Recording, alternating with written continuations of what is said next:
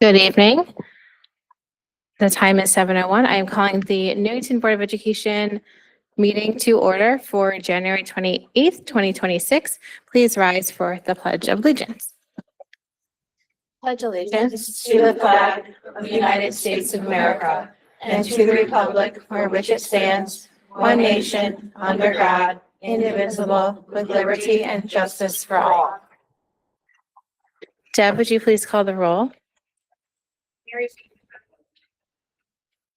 Sean Holland, Here.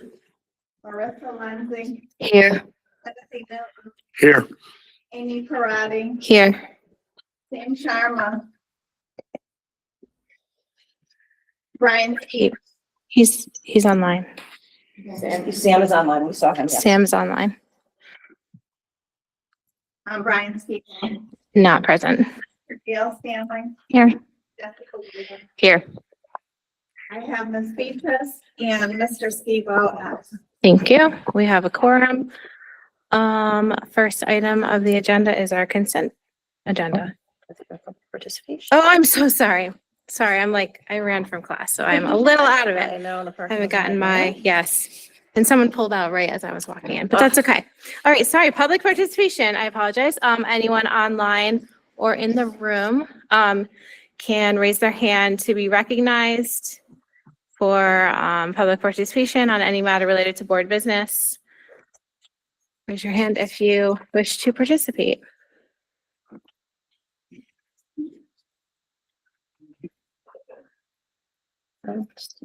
Not seeing any. Okay. Now, consent agenda. Thank you. I move to approve the consent agenda as presented for the minutes for the special meeting on December 10th, 2025, for the regular meeting on December 10th, 2025, and for the regular meeting on January 14th, 2026. I'll second. Have we have a motion and a second? Any discussion? Okay, all in favor? Aye. Any opposed? Okay, motion passes 7-0. That's a count. All right, next is the superintendent of schools report. All right. From it. I would like to start off my report by introducing Dr. Gerald Hairston. He is our Chief of Innovation Strategy for Equity. I might have forgotten one of the titles in there, but his primary function, he does a lot of things in the district, but his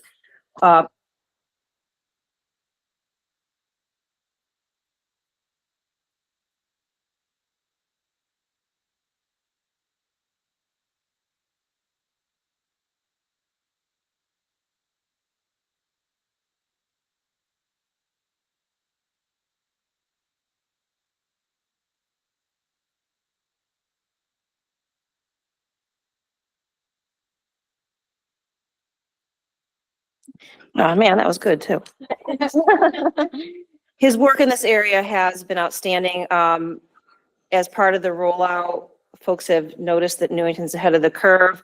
Dr. Hairston was asked to present at several forums to share how we are going about this.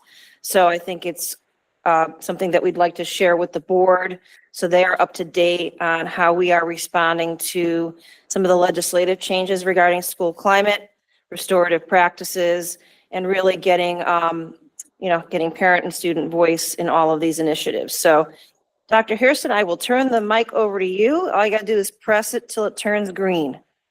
Like every time or just once? Just once. All right. So I miss my son. So it's like really hard to be here, but it's because I've missed like 5 dinners in the 6 years of life. And like PTA meeting was going on while I was getting ready to come. But I really appreciate the opportunity to be here.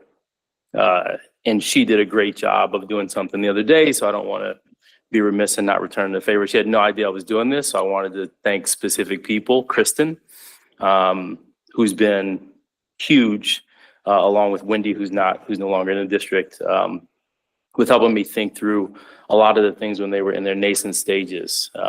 Tough, long discussions about what this stuff would look like. in instruction and in various forms of support through PD. So I really appreciate really close to 5 years of trying to manifest some really complex work.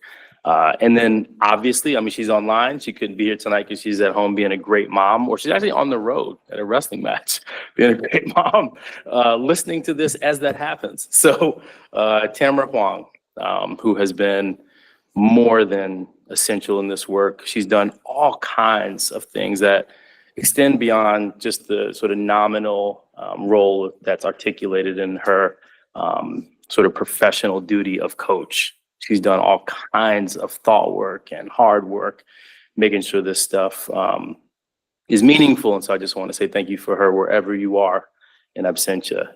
And then lastly, Dr. Brummett. So I owe you a huge appreciation. I told you a long time ago that like 2 years ago, I saw my hope and dream in education just come through in Newington. Now I'm just working on borrowed time. I'm pretty much finished in my career. I can do whatever, but this is really what I wanted to do. So I appreciate you for that opportunity and everything that comes with it. I'm really I'm done with the cake. Now I'm just in the icing. So I appreciate that so much. To be specific on the topic tonight, it's up there. I'm going to ask Dr. Brummett to advance the slides. It's not really much to the conversation in terms of PowerPoint slides. It's really more the conversation that comes off of the slides. So read as you need to, and I'm going to talk you through it. Up here you see from our strategic plan, which is 3 years, we are in the wonderful year 2026. So we're just turning the 2/3 curve on this plan. And so we've seen what we think are valuable increases in certain areas and in instances. I think where we're headed now is to try to systematize and more regulate our outcomes that are desirable. That's a difficult task. And most change strategies are supposed to take 3 to 5 years to really see some baseline of consistency. And we're in the throes of that. And so this gives you some sense of where we try to target our focus areas. And I think, have done a much better job of cross-pollinating our efforts, but there are distinct focus areas that we work in, and these are them. I'm sure these are familiar, so I won't linger long on that. Thank you, ma'am. By way of segue, you would have seen that there is no school climate reference. That's a much newer topic area that really, it's best to kind of consider it at work that's at the nexus of discipline and social emotional learning. When those two things come together and people are feeling safe and engaged, that's sort of an essential way to think about what school climate is for our stakeholder groups. And who are our stakeholder groups? This is one element of how we characterize the student stakeholders that we serve.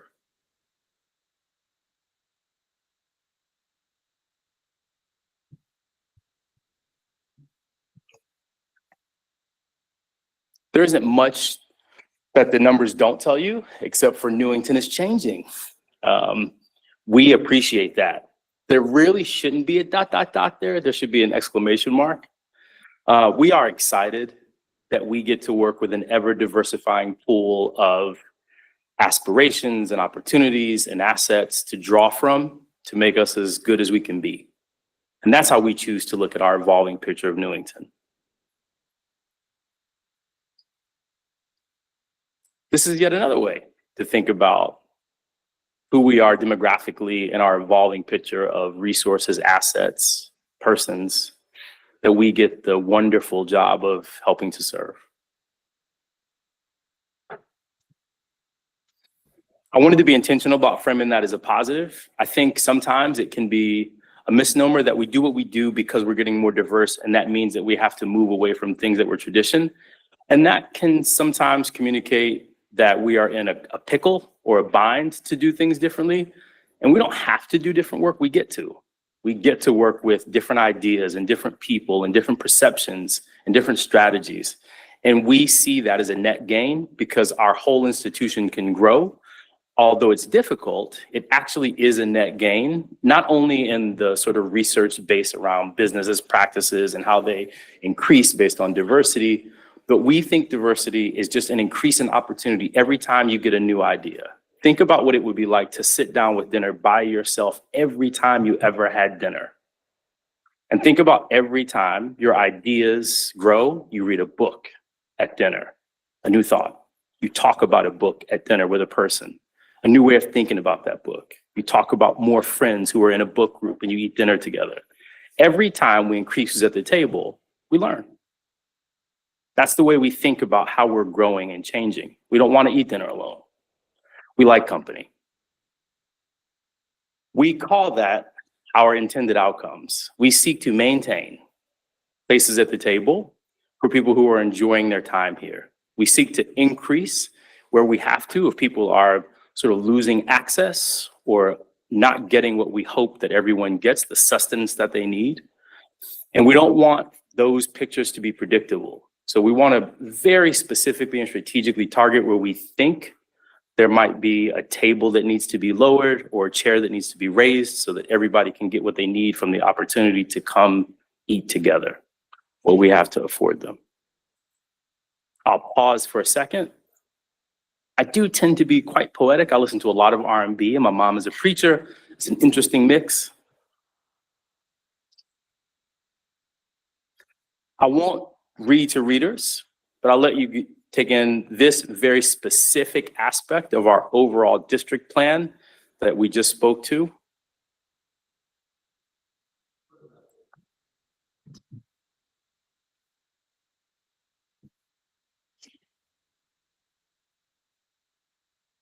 That reference to tiers might feel unfamiliar. I'm not necessarily sure of how much this group has talked about what's called the multi-tiered system of instruction.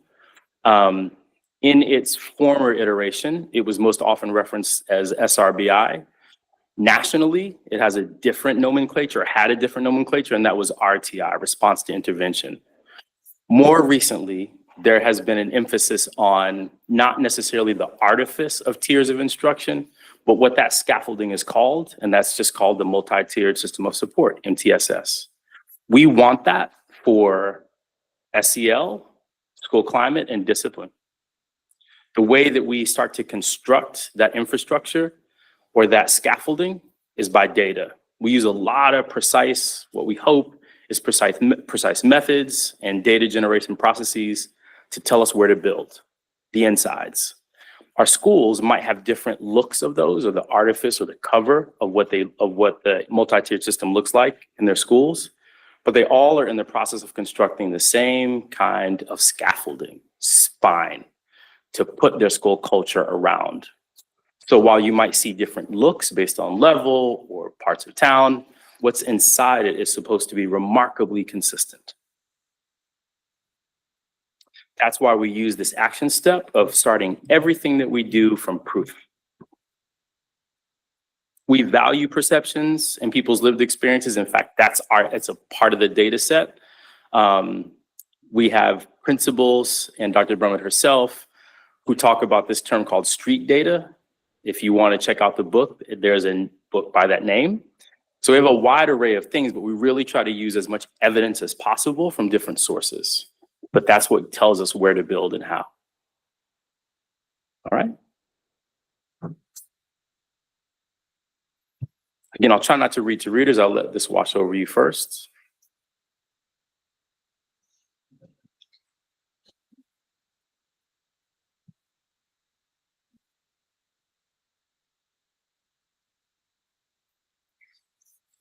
I just wanted to make clear that because, as I've referenced, Kristen's integral support, Tamara and Wendy before she was here, we have been doing this work for a long time, or at least in the way that we consider the precision of the work to be ours. We've had a plan, we've had things working for multiple years, and that was without an external impetus like the school climate policy. So we don't see our work as being sort of framed fully by that policy. We actually see our work being informed by that policy. It's part of our evidence base for what we do. So what I wouldn't do tonight, but what you'll benefit from, I think, in June, is more of a precise outline of what we've done under school climate relative to challenging behaviors and different aspects of what the policy says you should be doing specifically, but under the umbrella of school climate, which includes SEL work, discipline work, and where they meet, we have a lot of efforts, but we don't skip the policy. The policy is huge for us because it generates a lot of clarifying information about the health and well-being of our discipline system. What we've done specifically to keep ourselves accountable is there are 5 standards outlined in the policy for how to mark your growth school by school. It is not a part of the policy that districts actually have their own improvement plan, but we talk about the part of the policy that does suggest that this improvement should be a part of your district improvement. So we happen to be really specific about that. So we took one of the standards and made it our accountability measure for school improvement. But those standards are designed for schools. So again, our seriousness with this effort is that we've taken on things that other people may not feel are necessary, but we have taken on a seriousness about it because it is, again, a part of the work that we do. So that italicized text, the school district community has a shared vision and plan for promoting and sustaining positive school climate that focuses on prevention, identification, and response to challenging behavior. Because it is so precise in what it focuses on, challenging behavior, it could not ever be the heart and totality of what we do, but it is a huge part of what we do. Because this is actually what we do. You've heard, I'm sure, about the 3 pillars of Newington Public Schools. We try to market them as much as possible. There will be t-shirts. They are $39.99. But I may be kidding about that. No, I am. But the simplest way to think about this is that we have a district school bookend approach. We have a macro organizing body, which is the DELT. And at the DELT, we strive to consolidate the efforts of our 3 pillars and to look at how we support leaders in manifesting those 3 pillars into systems in our 7 schools. And each school then has an organizing body called the CELT, which has a very similar focus. It organizes the school's internal systems to try to develop those 3 pillars into their way of doing school. We borrow from each other to tell each other about how effective we are at providing and doing the work, providing supports for and doing the work. We're not, frankly, at full continuity yet with this approach, but this is our approach. If we were a football team, while I'm a Jets fan, please, thank you. I know. This would be our Patriot way.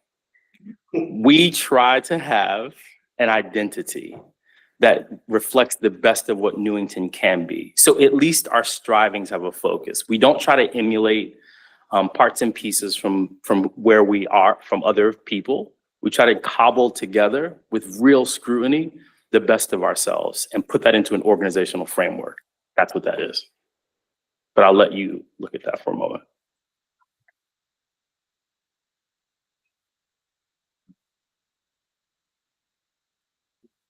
Thank you, Doctor.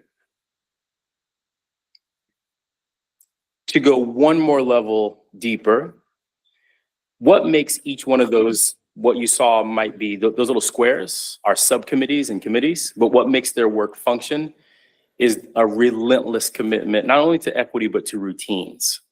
So Tamara and I have done innovative work, we think, around making sure that there is a consistency of things to look for to make sure that we are not biased or subjective in what we think is good work, but we can look at different parts of our scaffolding to see how they function, their health, and to see if they're connected in an efficient way. Those things, those bones that we look for are really lines of routine. And the routine is what we look for to be consistent. So the routine around looking at data, the who is in the room around looking for data. We have different measurement approaches for naming those routines and looking at them, but it really is the consistency of engaging in a common practice in specific areas for specific outcomes that we call routines. And that's how we, under the red circle, keep ourselves accountable. Under the second red circle, to engage in critique. Under the third red circle, around the NPS mission. Thank you, Doctor. I'll pause before we go into the latter part of this short presentation, but any questions thus far? There we go. Can you tell me a little bit more about the Equity University? It's gone. What it used to be, Okay. what you'll see, well, if you go, Dr. Brumby, could you go back 3 slides? It's in the parenthetical reference, evolving. Okay. So I'm a huge believer in, I like college football. Specifically, I like the development of offenses. So you could say that Equity University was the method that we used to use to run. Okay. But we are no longer that offense. The landscape changes, and so we evolve our approach to scoring. What it used to be is a way for us to get educators in their off time in the summers to think about massive problems of practice that were dysregulating or shifting some area in our culture. So we needed to gather together a compilation of people who could think specifically about that problem, but they would bring with them assets for how they've been successful at addressing it. It was a way to consolidate our effort with slow motion, i.e. the running game. Mhm. But we can't wait till each summer anymore. Running is slow. You only get 3 yards a clip. We have to spread the offense and move fast. That's why that looks that way. It is the idea of getting people together in small consolidated thought partnerships very quickly and often in routine so we can score. So the short pass. My man, I like the analogy. I get it. thank you. Um, And I like your hat. I get it. thank you very much. I'm a Pats fan. I'm sorry. We could have gone all night without knowing that. Yeah. It's all right. Thank you. Thank you. Yes, you're welcome. Thank you, Doctor. So I'll give you several quick excerpts, but let's start out with, we're going to use one case. It's High Hope School. It is without a level reference. That's by design because it is supposed to represent a distillation of several schools. But I'll let you read this first area of their work.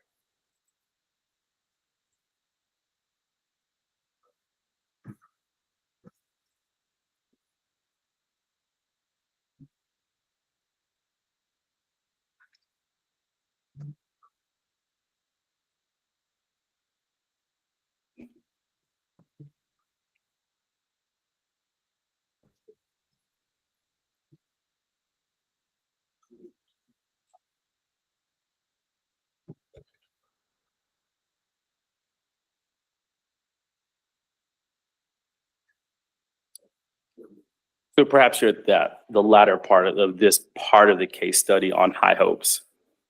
So the school climate improvement policy, came with a expectation that there would be an improvement plan developed for schools. There's a much longer way to think about and discuss that, but we'll get to that at the end of the year. What I will say is that this would be the first time that something like that would have taken place in our state. So what comes with that is a set of 5 standards that schools can choose from. Some are more appropriate than others given the sort of language of the standard for a particular school. And so this school, High Hopes, and we have several who are in this place, has chosen standard 5. That's the italicized excerpt.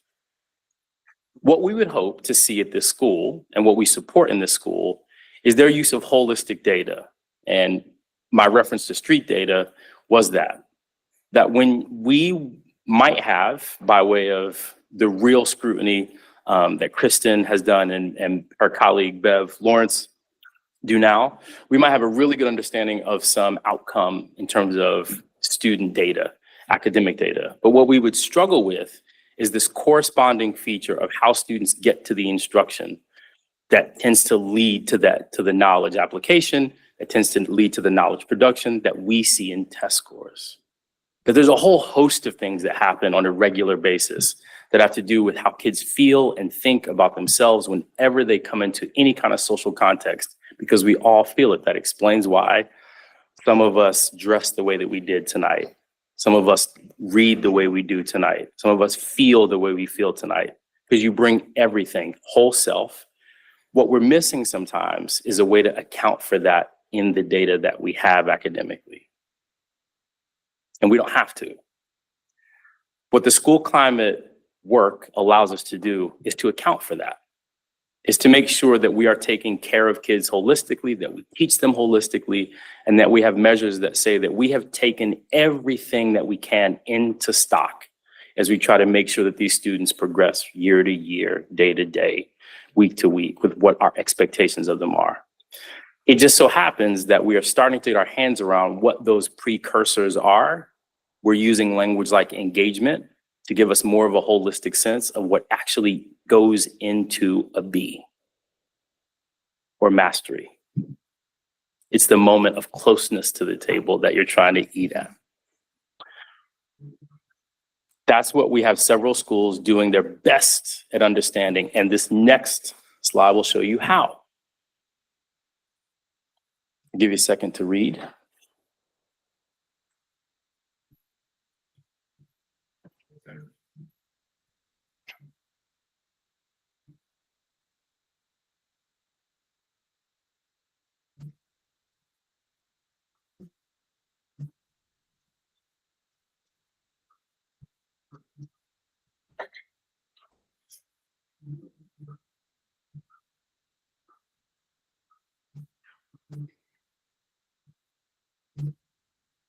If you just looked at the black bolded references below each of those purple headings, some of the work that, again, Kristen and Bev are doing around PLCs is starting to speak to the work that we're doing in our discipline and SEL subcommittees. Because what we hope is that people have a more fuller explanation as to how to instruct fully, even if that means, and we have several instances of educators who are able to use instructional time to support SEL skills. Thinking about your thinking about your feelings, and what we can do to support you to be ready to learn academically is an example. But that requires a lot of transparency and willingness to talk to our diversifying stakeholder group, because we don't have the full language of what a kid does when they do a thing. We don't understand it totally, because they don't just do that at school. They do it for a reason at school. It comes from who they are in their community, in their home. And so we're trying to do a much better job of finding what that language is in the place of its origin so that we can understand what it is or tries to be here. Everyone has coping strategies. They just kind of look different. That's why the context is so valuable. That's why teams gathering themselves around a broad array of data is so important. And that's why that whole process of decision-making and sharing it between parts of our institution is so valuable, because it makes us more holistic in our effort. Every grade, every emotion, every behavior is actually all a part of our school climate. Thank you, Doctor. Discipline specifically. So let's look at high hopes again. I'll let you read.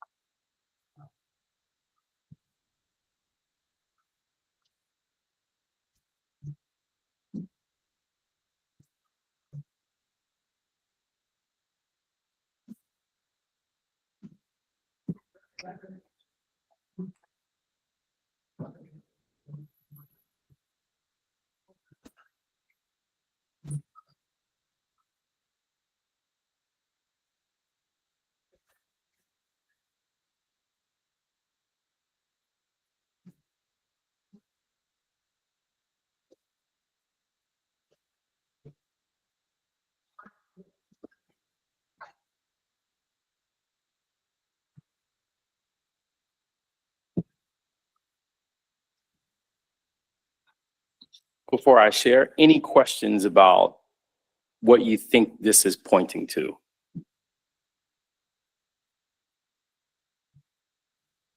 Or ideas even about what you think this points to, suggests, highlights?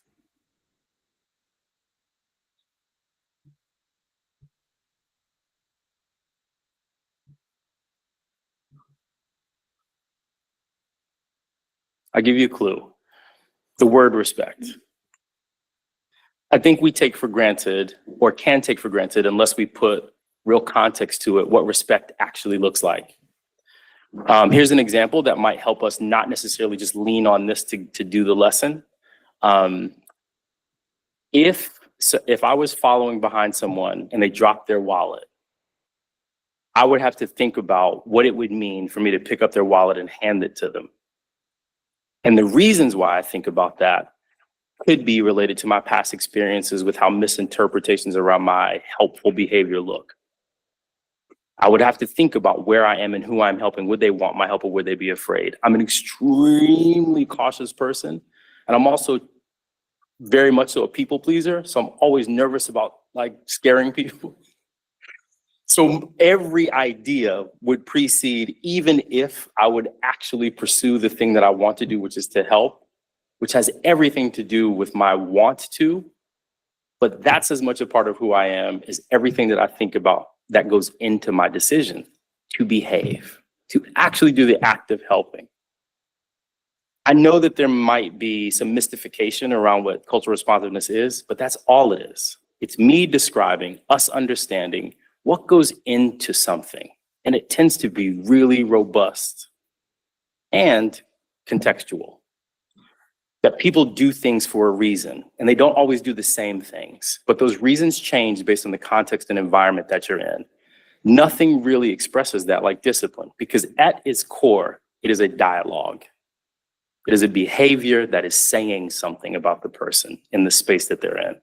And that's what we try to teach kids, how to use their behaviors to communicate things that they want to say about where they are, and how to use their words to explain their behavior and their intention, and how to support teachers and how to model for students how to do that. Both do the behavior and talk about it. That's what that points to. We have several schools, not everyone, who are doing this in varying degrees, and they're trying to understand everything from behaviors of attendance to cursing, to using inappropriate language that might demean or defame, all the way to incorporating an inclusive language through the use of restorative practices. So we're looking at behavior in its gestalt, right? Like in the totality of it, to try to understand what we can encourage and how for the best social behavior. Thank you, Doctor. Next slide. And I think we're getting close to the end, but this is how we do that. When I say accounting of behavior, this is how holistic that tends to be. So we've given an agenda for every subcommittee that you saw on that graphic about the mirror, district, and school. And they can use this in their SEL, discipline, and school climate committees. And I'll just go over simply, is to just take a snapshot and cobble those snapshots together to create a very clear picture of what discipline or SEL are. What you don't see is on the electronic version of this, Camera has included 6 data sets that are accessed by 6 hyperlinks on the tech version of this document. And as they meet, they move through a multi-tiered based discussion on how to support students based on the data in each one of those hyperlinks. Those are living links that capture recurring data sets over the course of their time in the school for 180 days. We really take analysis seriously. I think the last example is SEL. I'll give you a chance to read.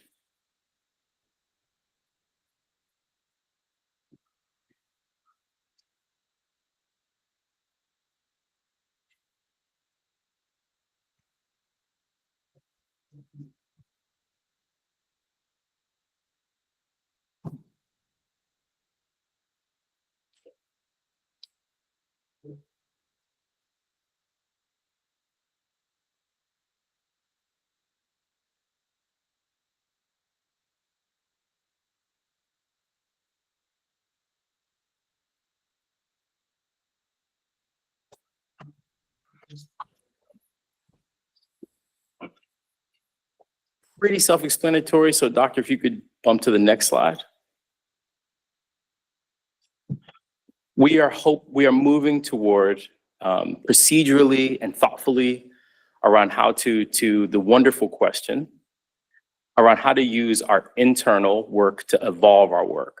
So as we progress and see these pops and instances of good work, our next stage of evolving our offense is to put those steps together and create our next self.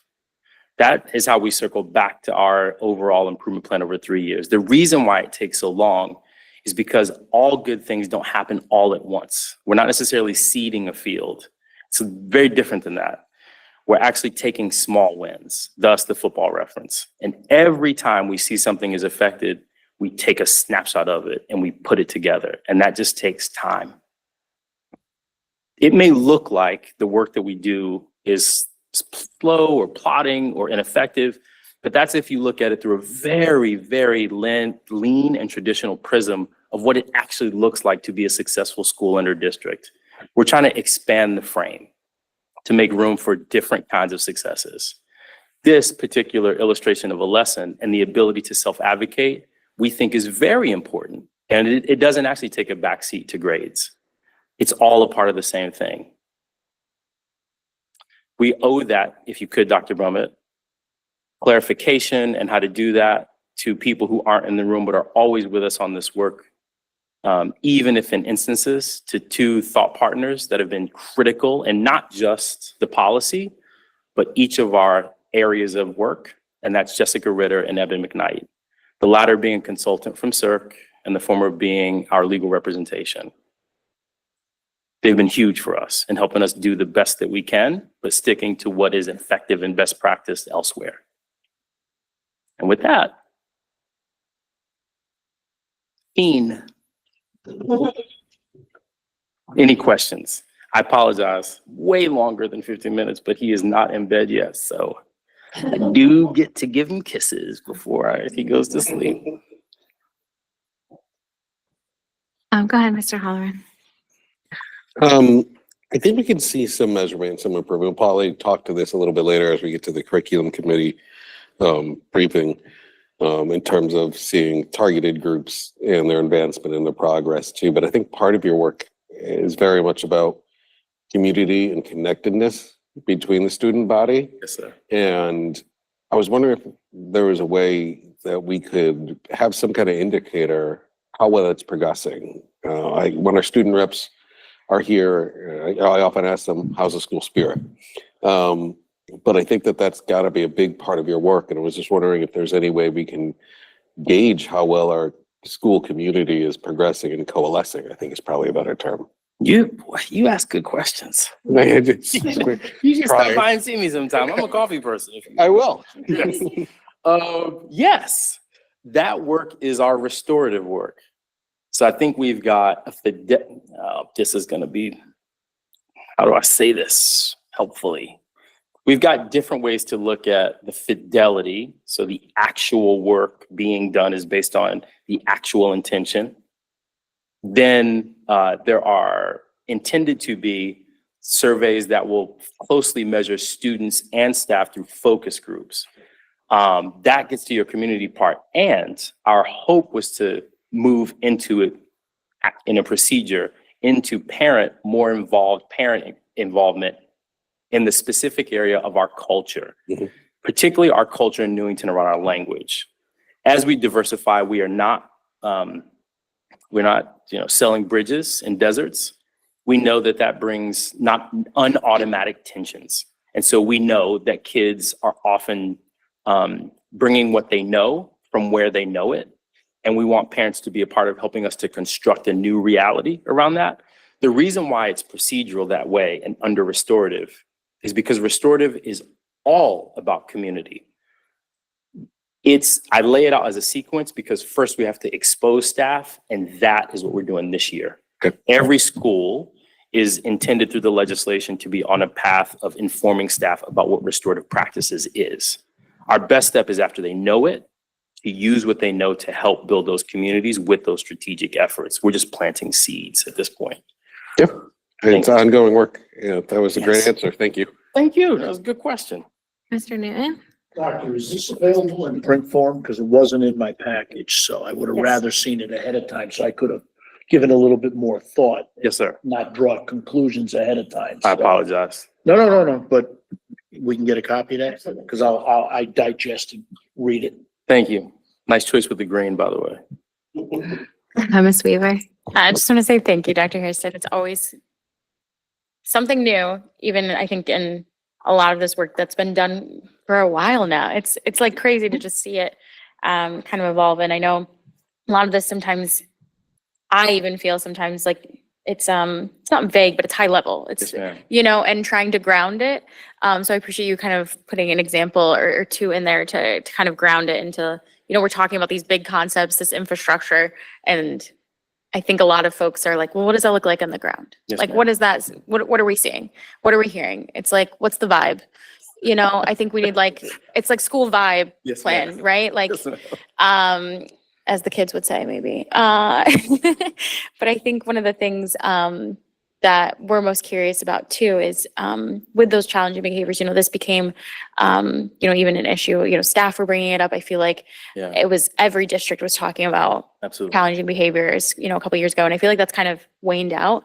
But I don't know if that's necessarily that we've resolved things or we're making that progress, or rather, you know, we've shifted to just Point. trying to adapt maybe to some of the things that we're seeing. So I'm going on this rant just to ask, like, are we seeing that progress because it's not necessarily the same language in the zeitgeist right now anymore? Like, we're hearing challenging behaviors, but very much less so. That was on top of our staff's mind, I know, when we were going into union negotiations. So it was right there in center, and, you know, trying to just figure this out, because I think the biggest thing now is still, you know, my sister's a teacher in Windsor and she hears the same things I hear from my best friend in East Hartford. And then we're here, and it's I think the biggest one is more like apathy and more the disconnectedness. Yes, ma'am. So trying to just like, are there specific things that this is addressing to identify the behaviors that are maybe not the challenging ones we saw 2 years ago, but are persisting? That was a lot and loaded, sorry. No, that's all right. I think I could answer it in a couple of different parts. So yes, there was always going to be an initial reaction because challenging behaviors was something that lived on paper as a reference in a big legislation. And that took time for people to orient to. So yeah, the perception was definitely a reality because there was charge and urgency around this thing that we didn't fully understand yet. And yet it seemed to come with so much other work. Now, the truth is that I think it looked like that. And what it ultimately was, as it was more work in a way, if tracking information was new. But for people for whom that wasn't necessarily new, the urgency waned faster because all they did is shift their earlier way of tracking information to this new way. They weren't as loud in their reaction, but they were there. And I think as more people began to acclimate to the need to collect more data, and those who did that over time, that's what might account for the lessening of the volume. For people who are still struggling with just the tactic of organizing around information, because mainly what it is that it's generating accountability around things that have been happening all the time. It's putting a name to it, tracking that name, putting an investigative process to that, and transferring information across people. That's new, especially if you hadn't been used to doing that before. And really people's familiarity with it is being coupled with their ability to just become more sophisticated at that. But yeah, that wasn't convoluted at all. The situation itself is just layered. So thank you. Mr. Sharma and then Dr. Stanley. Hi, I got a quick question. I think I just saw your slides and, you know, our student body is getting more diverse, right? That's a good thing. And I think over 90% of our teaching staff is white. And as of now, with the numbers that you shared now, around 50% of our student body is non-white. So what are you doing, like, in terms of bridging that racial and cultural gap, you know, to improve learning in our schools? What am I doing? That's a big question. How do I not be evasive? Some parts of that are more about activities that don't necessarily fall under what I do, or the possibilities that I can control, which is just the transitioning in and out of staff of color or a more diverse staff. Some of that has to do with things that are really cool about Newington. Some of that just has to do with the way teacher diversity is constructed. But one thing about Newington is that it is rich with exceptionally good teachers. That would be good if you put them in a 12-foot hole and told them to teach bats how to read. They would just be good. And I'm not saying that as a person who has no context. I was a consultant in our state, across the state, and I think I served all but 30 schools. So I've been around. Schools or districts, I forget the exact number, but I've been around. Newington is exceptionally gifted. And what I think we have to do to answer your question is to take the people who are capable at reaching the students that they see as the students get more diverse and sharing that. Because we do have people, I will name them, who are really good at that. Tracy Moden, Jonas Roberts, Jill Hinton. But as I say that, those are people who are 2 at one school, 1 at another. And that isn't the sort of reality, that we have people who are good at it. And whether or not transition takes care of our diversifying staff, I don't know. But what I do know is that we can maximize what we do have that we know works. And that's the heart of our infrastructure, is to cobble those pieces of effective practice together. But that is a wonderful question and a recurring one. Thank you. Thank you. Dr. Stanley? Thank you so much for sharing your presentation. I found it very enlightening. I just had a quick question. Is there an expectation set for the number of hours that the students and the teachers participate in these activities? Is that a weekly expectation set forth by the schools or the policy, or is this set forth by our own climate? And short answer is no. I hadn't even thought about that, but no. No. Do we have an idea of how many hours they're putting towards these activities currently? No. But say more about, only because it's unfamiliar to me, say more about like how you mean hours toward these activities. So, to get specific, on Tuesdays, when they have their home meetings or their school family meetings, are these the sort of activities that they're participating in, or is that the ideal time that they would do these sort of activities? Yes, school families lessons in and of themselves, while I don't know how long they last, or sort of the definitive calculation by if you added up all the hours at the schools up until now, what that would be. But yes, the sort of gist of your assumption is correct, that is the place where at least SEL lessons would be taught. And yes. Yeah. So there's no determined number of hours per the week or per the school year that was set forth by the policy, and that's something that we're supposed to design as your school climate or your school climate subgroups or divisions? No, the school class, I think I understand what you're asking. And so I apologize if I'm missing this. So no, the hours aren't necessarily a byproduct of the school climate or SEL subcommittee or discipline subcommittees manufacture. The school families lessons, as I understand them, are a byproduct of principal design for when they occur. So that might account for how often they occur and how many hours they accumulate to. But the actual practice of teaching those lessons is something that does occur across the district. And I don't know that we keep the amount of time attached to that on record. At least I don't. Okay. Yeah. And last sort of follow-up questions, because I hear from the PTAs and from the teachers about these unfunded mandates and these expectations and burdens that are put on them to, be up to date with the policies. And so do we know how much additional requirements there are for teachers to be taught these activities or how to be a part of these groups and run these sort of activities? No, and again, I think I'm understanding what you're asking, but I might be wrong. The legislation doesn't actually outline very specific to the way that I think your frame offers them. It doesn't outline teacher expectations. What we have, which is helpful, is administrator guidelines. And those are things that help principals and administrators understand how they create the infrastructure in their schools. That may help clarify what might be a byproduct of that kind of mirror system. So the subcommittees have always existed since I got here. And those are sort of voluntary times, or they find coverage if they're not. But what those things were and have become are places where people, again, could problem solve around practices that were burdening everyone, but everyone can't meet.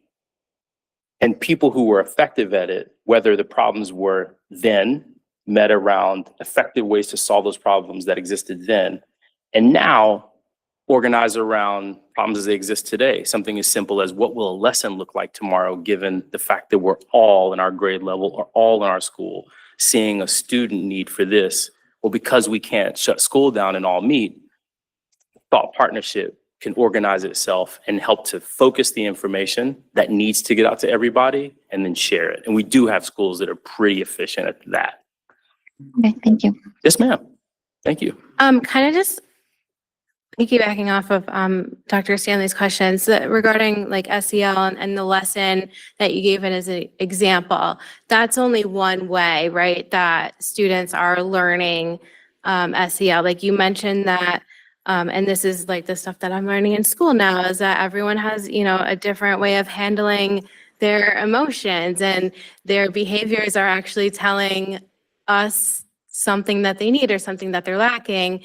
And it's tricky to identify exactly what that is, but SEL lessons aren't necessarily like, here's a video, do some discussion and whatever. It can happen in math class, it can happen in English, it can happen anywhere, as far as like having a student or a teacher recognize a student is behaving a certain way and she can read their director, So I think the idea, correct me if I'm wrong, but the way I understand it is the idea is that there's a group of people at each school that are looking at behaviors or data and things that are coming up, and then seeing where like the most like occurring problem is, and then how can they teach the teachers how to resolve either in their classroom or in school family or elsewhere. So, but it's not just like here's a lesson and we teach it. It's kind of like an ongoing everything. I'm doing How that pointy to- thing, it's sort of a point of pride and confirmation. Yes, and I'm proud that you brought that up. The yes, yes, and yes to the question that you are alluding to. And maybe a way to think about it is we all, I think, or if you haven't, it is a thing, Maslow's hierarchy of needs. So there are two that form the foundation of what we all need to be a full person. And the more the pyramid, it's a pyramid, and the more the base thins up into the apex, your need for that is really more sparse. You don't need it as much. Well, there are two at the very bottom. And it's physical needs and sense of belonging. It just so happens that in school, prior to COVID largely, but that was like an inflection point, not the only one, things like isolation weren't necessarily a part of the conversation, but they've always been there, says Maslow. But you have a choice. You can either deal with a kid's sense of things or kids' sense of things because they're always there, now that we know they are, or you can let them deal with you. Because kids feel things because they're little people. They have the same sense of needs that we all have. They're just little people dealing with it. We want to make it so that kids don't have to choose, like we hope that kids don't have to choose about whether or not to eat, right? So we want them to be taken care of holistically. So that up the hierarchy of needs, your learning is easier, but it's always there. You can deal with it or not, but it is always there at your base, driving everything that you do, eating and belonging.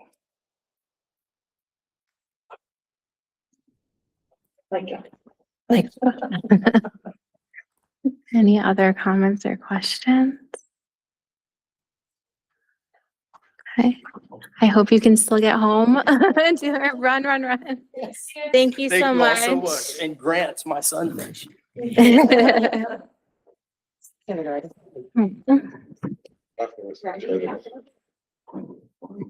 I know, okay.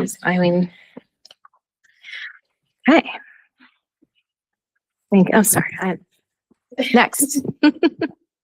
Anything else for your, As always, there's updates linked into the report and part of your packet. I will follow up with Dr. Harris's presentation. A lot of our presentations get revised right up until the last minute. Dr. Harris and I met today and he made some tweaks a couple hours ago. So that's one of the reasons why we don't always send them out ahead of time, but I will get them to you shortly. So please read through this report at your leisure. I just wanted to share with the board current event here. I was at the state capitol today, part of a panel discussion. As we head into the legislative session, I represented, superintendents. And, I got the opportunity to say with stakeholders in the room that we need, please don't give us any more unfunded mandates this year, state legislators. And also excess costs, we need to have our funding predictable. We need ECS money to go up for the board members that are new. ECS is money, education cost sharing. It goes directly to the town, but I advocate for it because the more money the town gets, the better it is for all of us for education cost sharing.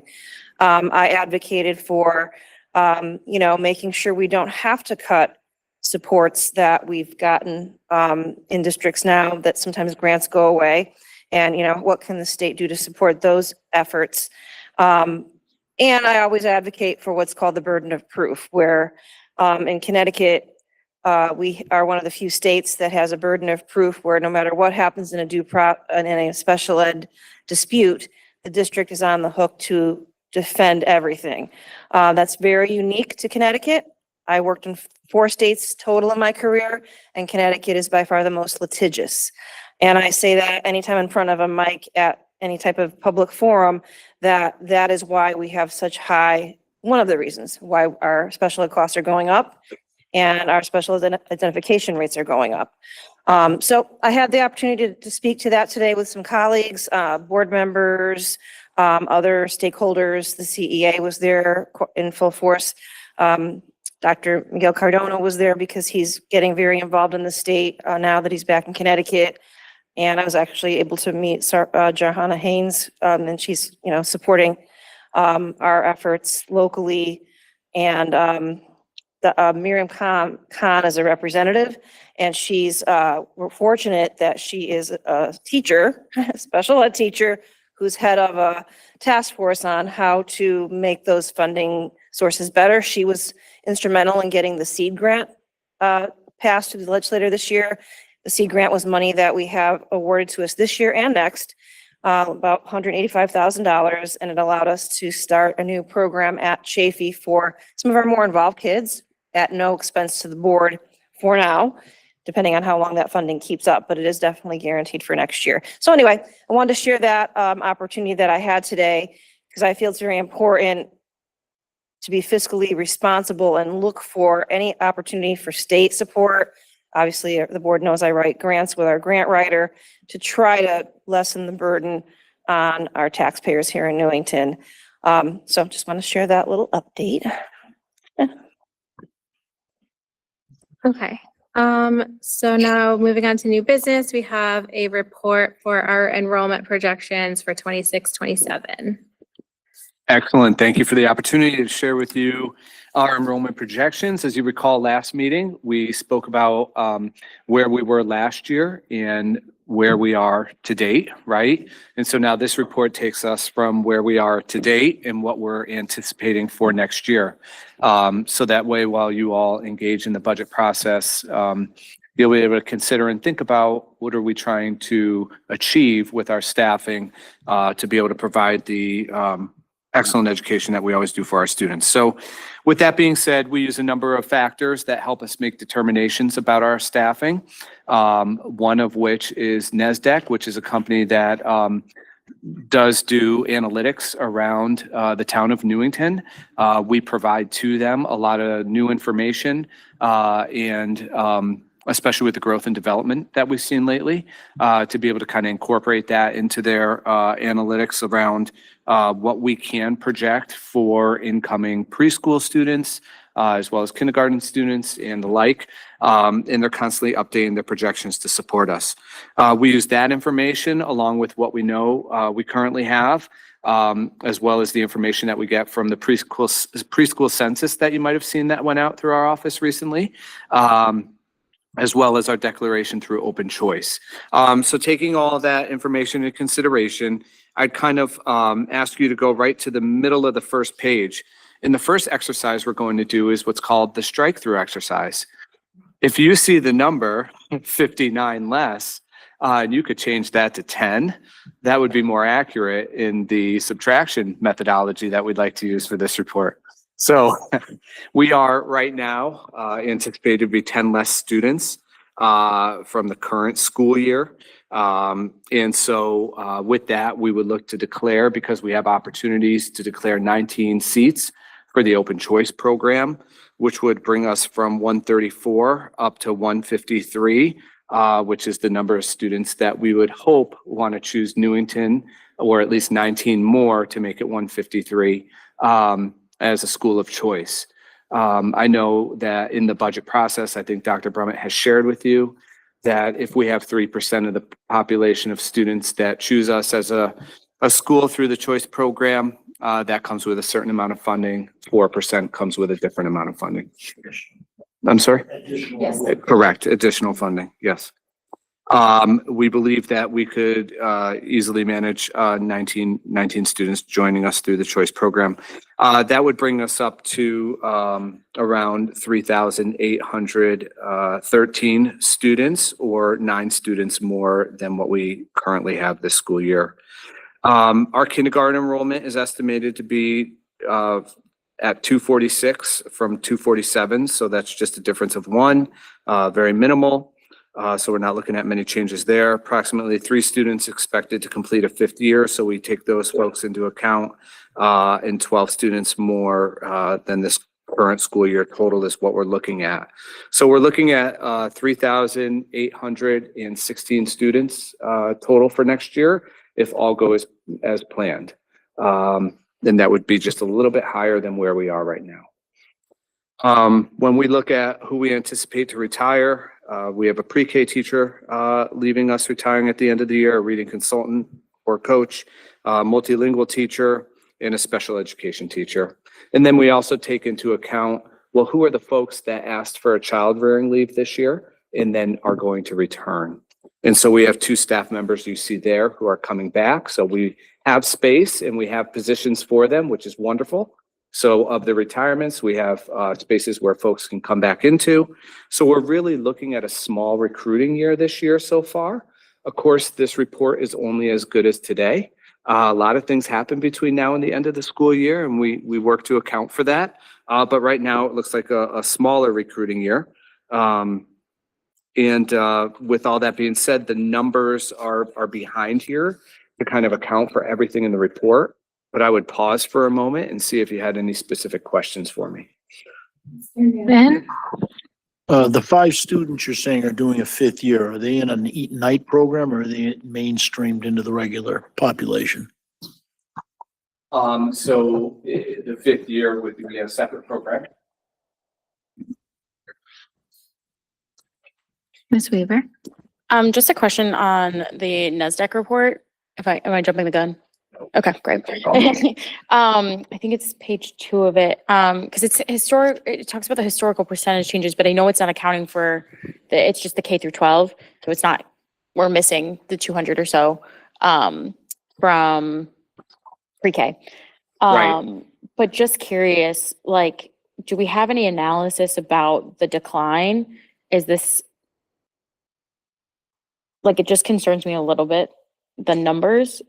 That small chart, yep.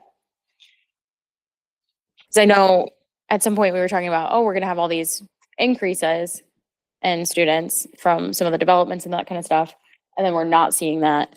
Is this reflective of, because I know there's also a growing trend of just lower enrollments in general in schools, but is that reflective of the state or? It is a growing trend Okay. statewide, that there has been a decline. Yeah. Over the past decade.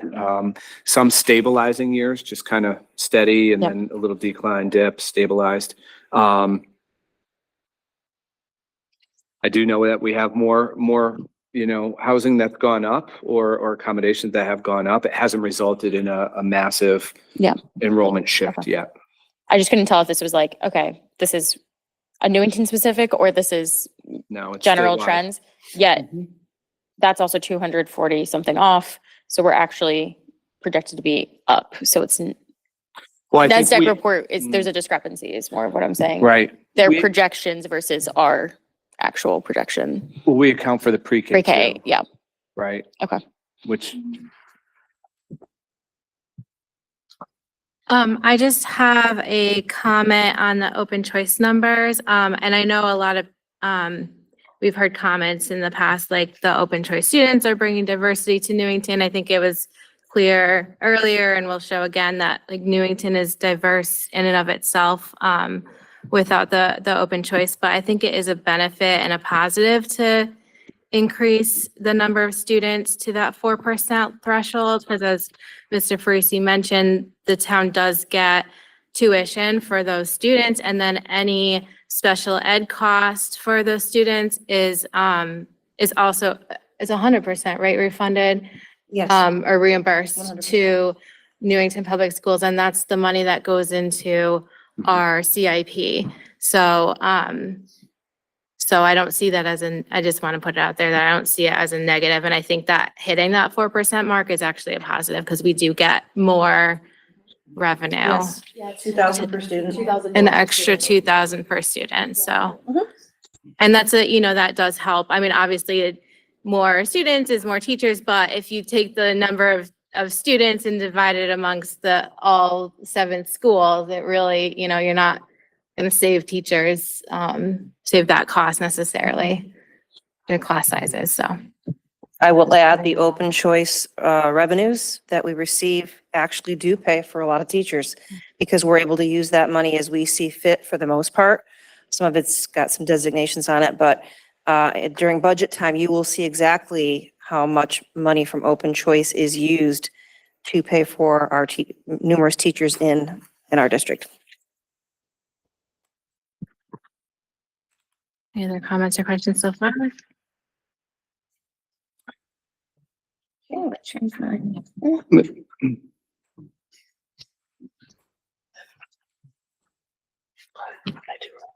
are you trying to do? Oh, Am I on the right screen, Steve? yes, I can go through all the numbers if you wish. What it shows and I tried to kind of put together for you is just at each school, going down the left-hand column, would and then going across would be for preschool, kindergarten, first grade, second grade, third grade up top. Just how many teachers there would be, the T representing teachers, and then on average, the amount of students that they would be with. And so you can see, especially when we get to our kindergarten, first grade, second grade, just about what class sizes would look like with this projected enrollment. So you get a good sense of where we are right now. Some schools, most schools are about the same, a little high here, a little low there, but we do have small bubbles that go across at times. And sometimes we have to reshuffle and reallocate staff based on that. I've met with all the principals already. We've discussed this thoroughly. They are already moving and looking for what changes they would make next year, talking to staff about who's interested. So all those conversations have already begun and we're in really good shape.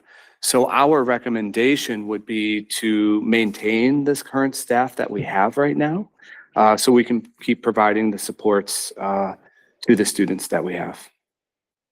yeah, I mean, just kind of state the obvious, that 23, 24 class size at Anna Reynolds is higher than the other, well, it's the highest class size in the entire district. So what are the thoughts there?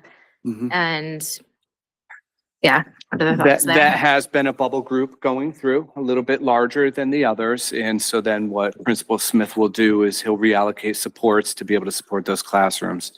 Adding a whole new teacher and reducing by a whole, adding a whole new class significantly reduces the class size. Yeah. Down to like 15 or 14. And that then is a different rebalance. So he supports in a different way, and we have great support staff there as well, interventionists in reading and mathematics. So, he just manages that. Is that similar to the current third graders at Anna Reynolds? 4 teachers with that same class size? So that they would be a different overall class total, or I'm Well, like again this misunderstanding year, the third question. grade, this year, Oh, current right, third yes, graders. yes, They yes. have that high That's of a exactly class what they have size? right Okay, now. I apologize. And then it just keeps going up. Mhm. okay, okay. And, okay, as long as he's comfortable and the teachers are comfortable. Shift to John Wallace or whatever. It usually disperses because when 2 schools come together, generally it isn't super large, but it can sometimes be 2 bubble Yeah. classes meet, and then we look at what we have to do for 5th grade. Luckily, E Green is the lowest class size, so those 2, Anna Reynolds and E Green combining, looks like it'll even itself out. Correct. That does help usually. And John Wallace, 6th grade is 21 or 22, right? Not 2,122. Yeah, there's a There's missing. no hash. Oh, there's no hash. I was like, that's. Well, we were trying to shoot for a really large class size and see how we do. Yes, Yeah. I apologize for the Half the district in one class. slash missing. Okay.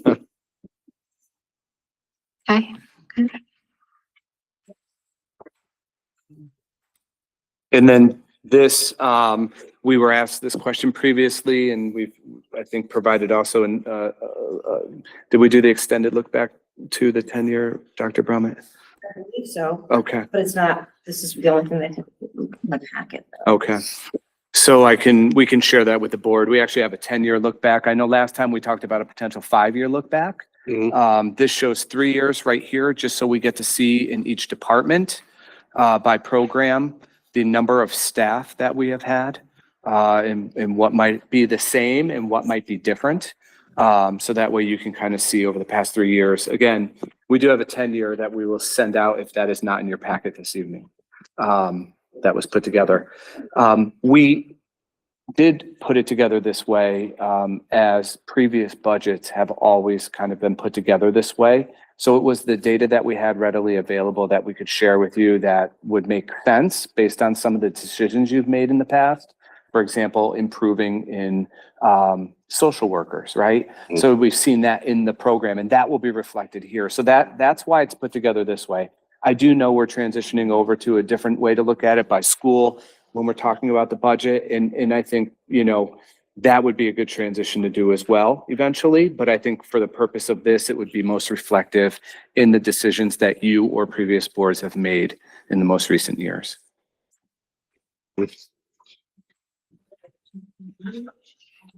Okay. The 10-year look back was put in the board to-do list. It's there. That's right, okay. I think it's linked if people just want to see it. Oh, so it was a response to the question. in the Correct. to-do list. Here it is. So Yep. That's where we ended up putting it. But I can, let me pop it up now, just because Mr. Freese did do a nice job on this. So this is our 10-year look back of staffing. So I don't know if you want to add And then anything we to that. just, I tried to put a few notes, to when some of the decisions might have been made and what they were. So when you're looking through it, you can reference those. Available and open to any questions you might have though. Oftentimes you'll see in areas such as intervention, in certain areas like that, depending on which school becomes a title school during which year, we do have to reallocate our intervention services accordingly, based on the title funding and how we can use it. So sometimes that will, oscillate back and forth between, potentially Anna Reynolds will be a title school, but then 1 year John Patterson might be a title school. So 1 year you'll see an increase over at in Anna Reynolds, and then 1 year an increase over at Patterson. So we do have to account for that. So you'll see some variations there. Ms. Weaver? Just clarifying too, when we talk about title schools, just a refresher, they have to have a certain amount more than the other schools. Correct. So it's those not are us just like, schools- oh, we're putting this towards it. Like, it's literally, there has to be a delineation between the schools. Absolutely. When we submit how we're using the funding. Yeah. It has to align directly with the requirements. Correct. So those schools receive that, funding based on their status of students who are eligible for free and reduced lunch and a couple different variables. Do we know which schools are Title I next year? Next year, do we have that yet? I think it's Reynolds. Yeah. And Kellogg. I knew the question was coming. Right. Thank you. I don't think that they're changing for Okay. next year. Okay, the same as this year. It is Okay. what it is this year, yeah. Yeah, there was one year Reynolds wasn't, Yeah. and we were like, oh, Yeah. at E Green as well. Yep. Okay, so That's it. Yes. whole you size, bring huh? it. basically. So, Any specific questions on staff allocation or what we're thinking for next year? Again, I think we would love the budget can support stable Mhm. staffing, we'll call it. Okay. Thank you. Appreciate. And I your- will send this out to the full board as well as the presentation that we promised you earlier. Thank you, Mr. Parisi, for putting that together. Thank you. Great, moving on to policies. I'll just turn it over to Ms. Weaver. No, we can turn it back over to Fercy in a second. I just wanted to know, in your packets, first of all, I want to thank the new policy queens. Dr. Gail Stanley has joined the policy committee. So excited about that. So we had our first meeting last month. I was like, what day is it? I'm like looking for the date. On January 12th. We're still in January here. So for new members of the board, we had met prior to your inauguration, that there were some 7,000 series. So this is the construction series of policies. We presented this to the last board, but I thought it would be wise to represent these so that this board has all the context, and for new board context as well. We always will bring a policy to the board, bring it back to policy committee for review, take any comments or questions from full board, then bring it back to the full board for actual vote. So it's always kind of like a 3-step process. There will be some exceptions sometimes when we need to pass things like with some expediency. There is one that we'll note later on. But I think we can just go through, and if everyone wants to just read them quickly, we can go through the 7,000 really quick. There were no comments last time from the last board on these. So there's that. These are pretty straightforward. Anything you see will always be, any yellow highlights are additions that the committee added, and then any crossouts is what we striked out. And anything red is also additional language. So we changed assure to ensure because those are 2 different meanings, and those words matter. And this was, also I'll just use this time to, we had a lovely meeting with Brittany Carr, our former board member, who is a former policy queen, always a policy queen, but a former policy committee member. These are half of her words usually, so I won't, but we usually like them. So yeah, sometimes when it's vague wording, like number 9 was true economy, reflecting full value of each tax dollar expended. That's not necessarily something that we can prove in I think the manner we want. So we put responsible fiscal oversight to reflect the full value of tax dollars expended. I think that's a little more clear. The superintendent was presumed to be a man once more. So we changed that. I know, yeah.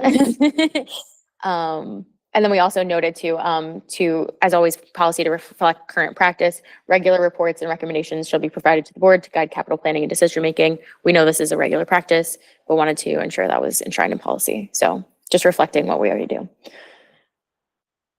Questions on that? And we'll also be renaming all these policies once more, so it's not a confusing number. That's just a random number. That doesn't make sense. Because that tends to happen. Enrollment projection, very apt for right now. Both Brittany and Mary did not like the language, so we renamed or we took out the first part. Just because we thought it was redundant. This is what happens. It's literally, and then the regulation is attached, just if we scroll down, reminder once more. We do not vote on regulations, but we always, as a committee, want to share and be transparent. So the regulation is how the policy will be implemented, and we want to just make sure that's shown as well, so you know how it's actually going to be implemented. And obviously, we know that it's not necessarily principal reports now; it's district reports for enrollment, as noted by Mr. Fursey just now. Okay, next is the facilities and renovation and evaluating existing buildings. Again, this is all in the context of construction, so. We added that indoor air. We want to make sure we have that indoor air quality because we know that's mandated as well. Yep. All the other. Yeah, so, oh yeah, one of the legislative pieces that passed, I forget which year at this point. Yeah, at least two, yeah, was indoor air quality. This comes with a lot of requirements on the district to report on indoor air quality standards. So as Jason Plum came, also some of our HVAC ones, it's like, what was it gonna be, like $500,000 for, yeah, over 5 years. Right, for all the inspections and report analysis that they want us to do. We're trying to do a workaround for that, which is much cheaper. But yes, these are unfunded mandates that hit us pretty hard. But it makes its way into policy, so. And that is not to say we did not always care about indoor air quality. That was always, this is just to reflect the reporting requirements. Okay. And it'll be 710, not 7114.1. There was no other 7114. I don't understand it. Don't ask me why. Naming facilities, we didn't touch this one. This is one that was recently updated and been into use. So, no changes. yep. And sorry, I think we skipped 715. Yeah. Ed specs. You're fine. There's always a million. Okay. It's always the shorter ones that we, we kind of cut out, if you just keep scrolling down, we cut out a lot of this because it was really prescriptive and we didn't think it necessarily was as generalized as it should be. So what we did was add the state of Connecticut educational specification guidelines that are the state of Connecticut guidelines. Instead of reducing it down to like a random 6, there's much more in that document. So we felt that was more reflective and easier than trying to quote some things. So that's the 7,000 series. And it's okay if you don't have questions now, you can come, feel free to contact myself, Dr. Stanley, Mary, Steve, any of them. If you have any questions, we're looking to meet on March 2nd, so we can bring it back, do that. The next ones are the 9,000 series. We'll go through these, just noting time. I don't know, Dr. Stanley, you want to take any out? Okay. Our first policies on the board. And just want to thank you and Mary and Mr. Farisi. Great meeting. As always, these are my favorite things, which I don't know if it's a good thing or a bad thing about me, but I think it really is enjoyable to go through these policies. I know Mr. Farisi loves it so much. But yeah, so we went through this and we kind of changed a lot of the policies about this. So the 9,000 series is the bylaws, and this is kind of the most robust one, second to our student series, obviously. But this is really what guides the board. So we just changed some of the grammar around this one, but what we noticed too is what we'll do, and we kind of switched around some things because there was the role of the board and then board related responsibilities, and we kind of delineated those two out. So you'll see some of the policies kind of combine where we're going to move some of them. Some of them were like kind of redundant, and I think what's needs to be clear about policies is always the title of the policy should really follow that. So what we did was we took the board-related responsibilities and the board responsibilities, so board-related versus board actual responsibilities, and kind of made sure. So you'll see as we go through the other policies how those kind of intertwine. And Mr. Ferrucci, feel free to chime in too if I'm missing anything.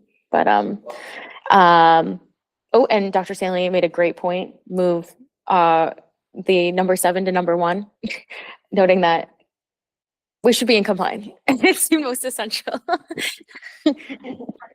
Yeah. Quick question on number 2. To change it to identify the educational needs and develop policies that address the learning process for all students. Yeah. Is that encompassing the same as the original? The original that we cut out. Yeah. Yeah, so what we thought too was in terms of like, so this is kind of I think captured in another policy a little bit. So we thought kind of a lot of this is like the needs of and to develop policies. That's really like the more broader overarching one. I'm not saying we wouldn't care about the aspirations of the community or transform such needs and aspirations into policies. But it felt like that might not always happen because there may not, I think we all know as electeds that we speak for, there's different aspirations for the community or of the community, and there's different, I think it's unfair to say that we as Board of Education members transform those needs into policies where we work collaboratively to enshrine policy into the reflection of the mission and vision of the school district. Okay. Does that make sense? Yes, it does. So that's why we felt it was just, we never want to keep in policy something that we can't commit to fully, or that it could be interpreted in a way that kind of isn't true. So if there's any room or there is any air where there's space for misinterpretation, we want to eliminate that because we want it to be clear. So really it just felt like that was maybe too overly complicated. I agree. Thank you.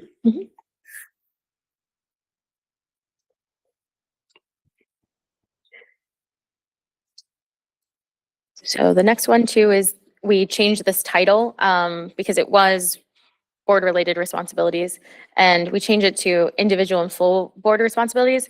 We want to make sure it's noted that, so this was the first elected members of Board of Education. What's noted is our individual responsibilities as Board of Education members. And then if we keep scrolling down, I think it's important to keep going. We'll go all the way down to Board of Education responsibilities.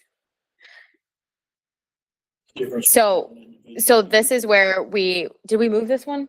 We moved it, right? Yeah, so it should be gone, but it's okay. So this is, I think we kept it just so we could show you guys, this was the original policy. And then we're like moving it over to our role and responsibility, if that makes sense, to the first policy. First policy we already saw. Correct. Okay. Yep. So you'll see that move. Got it. Yeah. So if we scroll back up, this is what's really important is, we can kind of bring this back too, but what we wanted you to know is, if you scroll down just a little bit more, so sorry. Individual board responsibilities, we want to know as just a member of a board. So there's the board actual itself as a whole, but then as an individual board member, what are our individual responsibilities? And we just kind of changed grammar on that.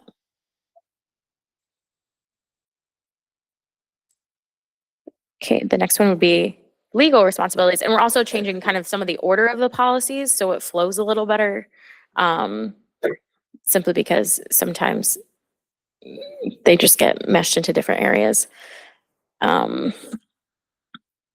yeah, 940 was way in the back and we thought that should be up front. So now 912, which become 910. We just kind of eliminated what is good.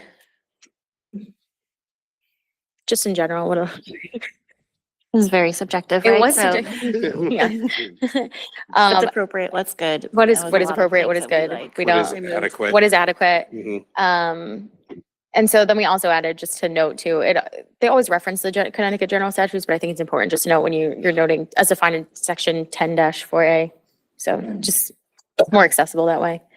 Again, I think this was a Dr. Stanley edition. Prioritizing a safe school setting Mhm. as first and foremost. And then this one, yeah, we just changed a little bit here. Elect to select? Yep. That is correct. We thought that was kind of important. And we changed some of the transportation kind of stuff because it mentioned contracts of more than 5 years, and sure the last time we had a bus contract. We thought move to the end as well, number 11, any other actions that kind of are permitted by law, that's a catch-all. And 12, we just eliminated for simplicity's sake. It's just anything defined in the general statutes, not just these four. And that's it. We'll keep it trucking. Sorry, guys, we'll get there. Next one is limits of authority. Gonna say short ones, but so this is really what we didn't change much. We just kind of reworked some of it. We can, Whatever election, Board of Education members exercise. no, it just said, it was like one full sentence and it said, it started where it starts except, it started as a full sentence. And that was not legible in my opinion. Yeah. So, yeah, it was the runniest run-on sentence. So we thought maybe break it up so you could actually make sense of what was saying. Again, just cut out words that are subjective, like appropriate. Yeah, and that's how you take becoming to being. So Yeah. present state, Yep. future tense, Yep, yeah, important. exactly. All right. Next one, public statements.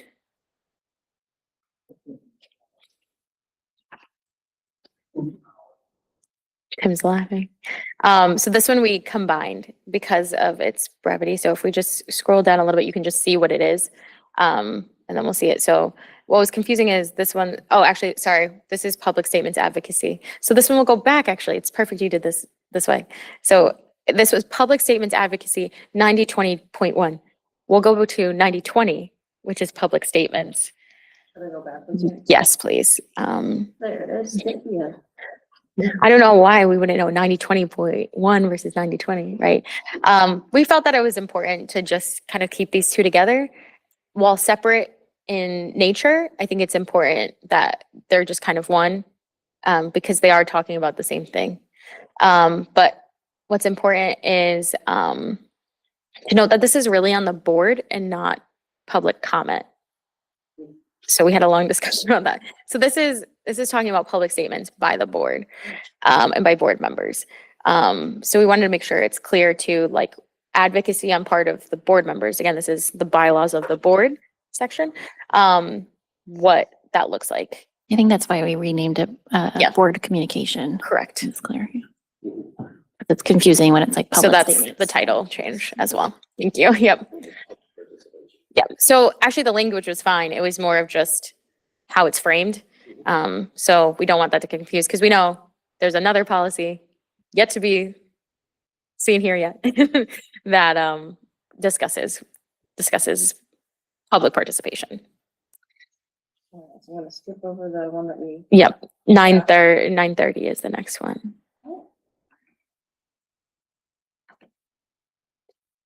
And so this one, didn't really do much with.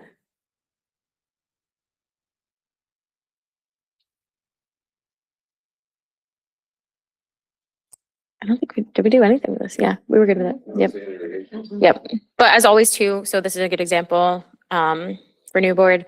This is if we did look at it and we didn't change anything, it will note that we reviewed it. So it won't say, you know, and some of these have been reviewed. Correct, correct. But we'll say the last time it was reviewed so that not in 20 years, but the next policy committee knows when it was last looked at. So this just confuses me a little bit because it says that the Board of Ed recognizes the need to maintain open communication between itself and the staff, but then it says that all communication should be through superintendent, essentially. So why does it? Like, is there a way to word Yeah, that we could reword differently that. so that Yeah. it's like, You're saying, what is the open communication if we're not allowed to, not allowed, but like not supposed to communicate? Yeah. It's almost like there's an asterisk. yeah, Yeah, like It flips. yeah. Like, what's the intention of? I think, yeah, normally, I think the intention of this policy, again, this is maybe 2017 one, right? Would be that like ask at the board, like we go through Maureen, we'll be like, Maureen, can you get someone to do this? But it doesn't have to be that way. So yeah. So it's not really like open communication. It's more like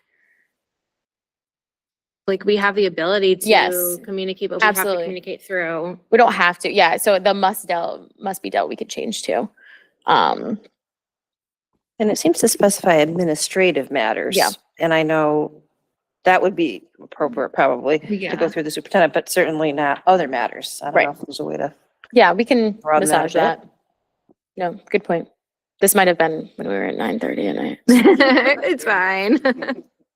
We'll just, Yeah, maybe just, I mean, I can think about it a little bit more, like Yeah. exactly what, or how to reword it, Yeah. but yeah, I just yeah, feel like that was about the it's time not on the clock. So, clear. yeah. So All right, and. we'll go back and fully do this one. All right. Next one is one we have interest in passing sooner rather than later. This is the order of business. We want to change the limit to 4 minutes per person to reflect council. So that was the thing. And then we just, Oh, Made sure it was- even 2 minutes before. so Been on for a while. yeah, Yeah, it's it's been, been- yeah. It was 2017, but yeah. But we just reiterated it that it would be. And then the other ones, we haven't sent out to public yet, but there are 2 policies, standing committee and regular committees, so that's not ready for full board.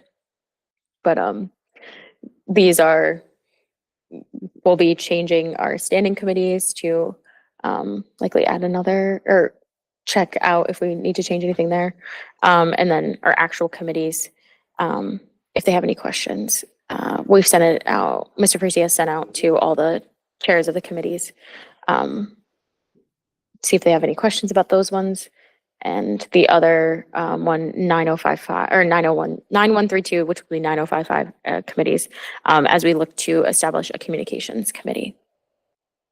So we'll cut out like, that's the same thing as the other policy. But if you scroll down, we're gonna, so what's different about our district is that we put in what the committee's charges are. I looked at several other districts and they have a standard policy from CAVE from, I'm not sure when, and it says nothing about which committees or what they do. Correct. So, go us. So feel free to review. Yeah, it'll be down of like,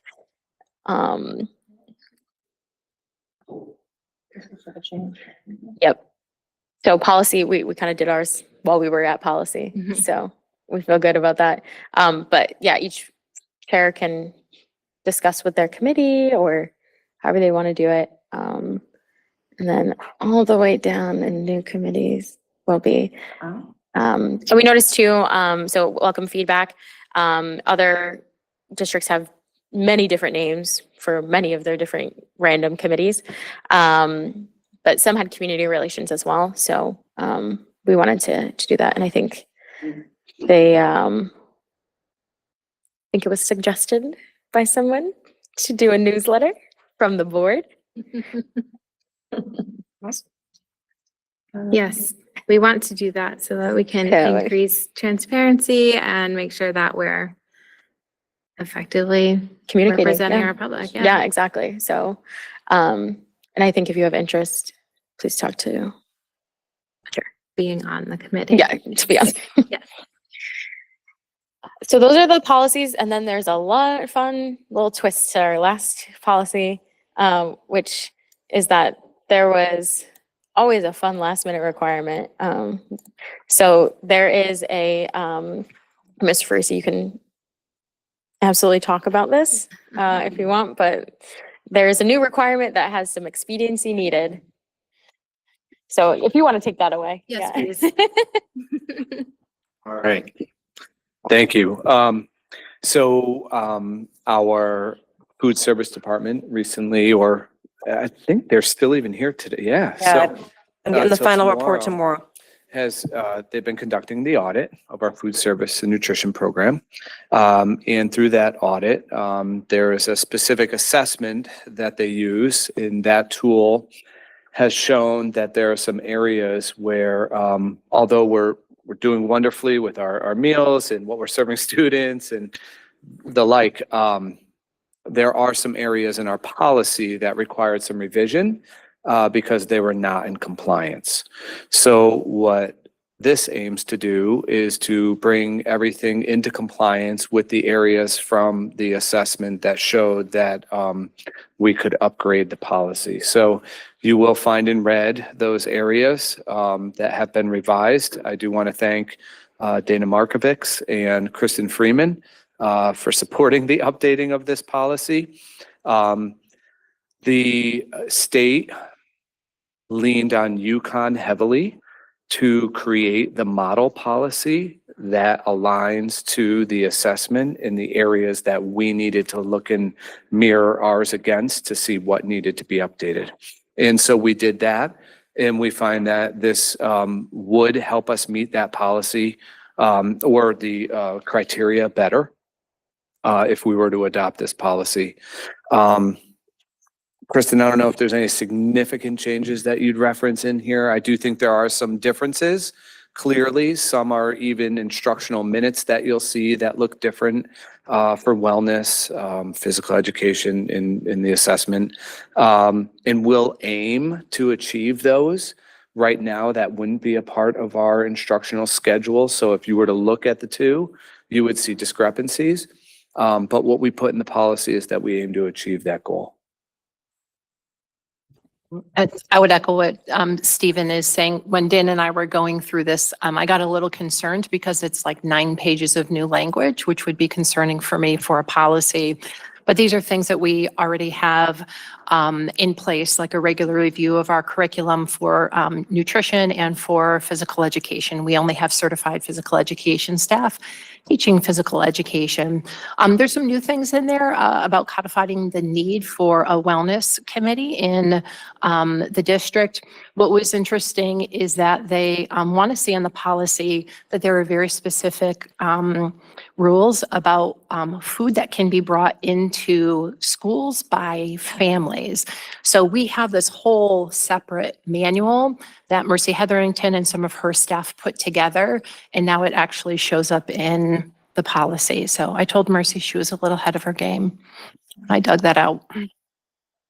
Yeah, I'm just concerned with like ones, so just to clarify, like the requirement here, because it says for like under celebrations, it says for events, celebrations, clubs, and sports held on school ground after school hours. There's one that says no home prepared food is accepted. That is correct. So like if we have a swim boosters like club at the high school for senior night. During the school day. It says for events and celebrations during the school day is on top. But then it says after school hours. There's 2. Oh, yeah.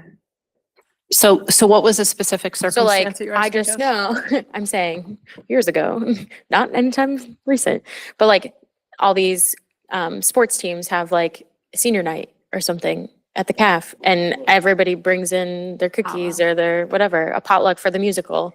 Like, Do that. I did talk to Dana about this. Yeah. Because I think I reacted the same way. I'm like, that's happening. And they have to have a full list of the event coordinator being like a mom has to have a list of allergen-free substitutes and all these things. Mhm. Yes. Yeah, I'm So- thinking like PTA events. Do you know what I mean? We are going to aim to achieve these high standards. Okay. We're going to. Aim. Well, to- so Okay. this, but I don't know that PTA would fall because it says events, so, well, Events. oh, Events, just that would be any anything, event. literally anything on school grounds, anytime. Mhm. No bake sales, no, like, nothing ever is allowed. Well, he's saying aim to. To the children. That would be. Just asking. That's like Yeah. vendor, that's vendor. So that wouldn't be the board sponsoring that? Liable because we didn't have to do that. No, we wouldn't. We would not be liable for, an entity that rents from us. Okay.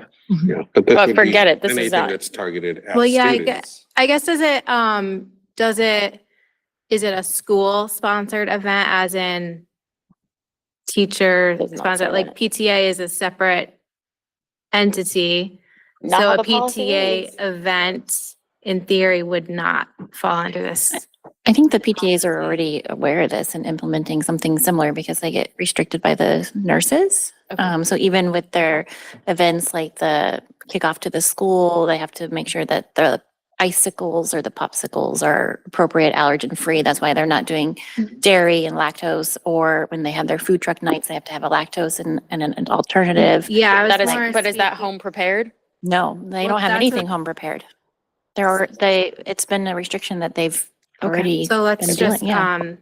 Sorry. back to no crosswalk. Sorry.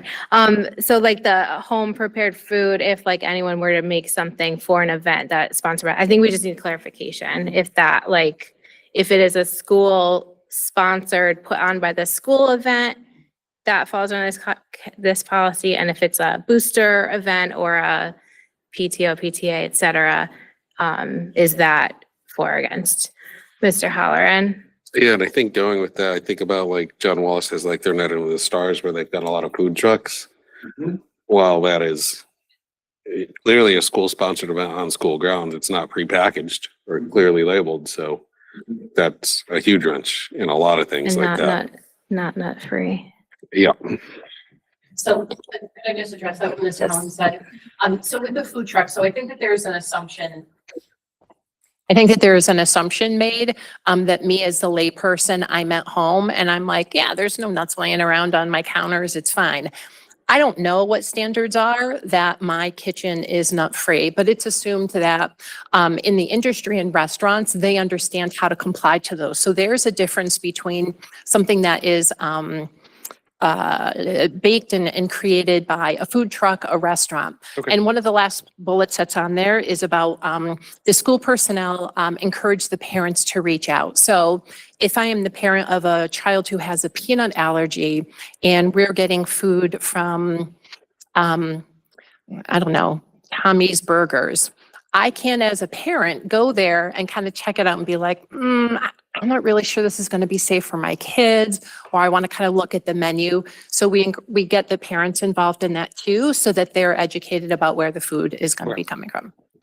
It just seems like the policy itself is contradictory because it says all event celebrations must be peanut, tree nut free, but then it also says, with parents, with students with food allergies, contact the venue.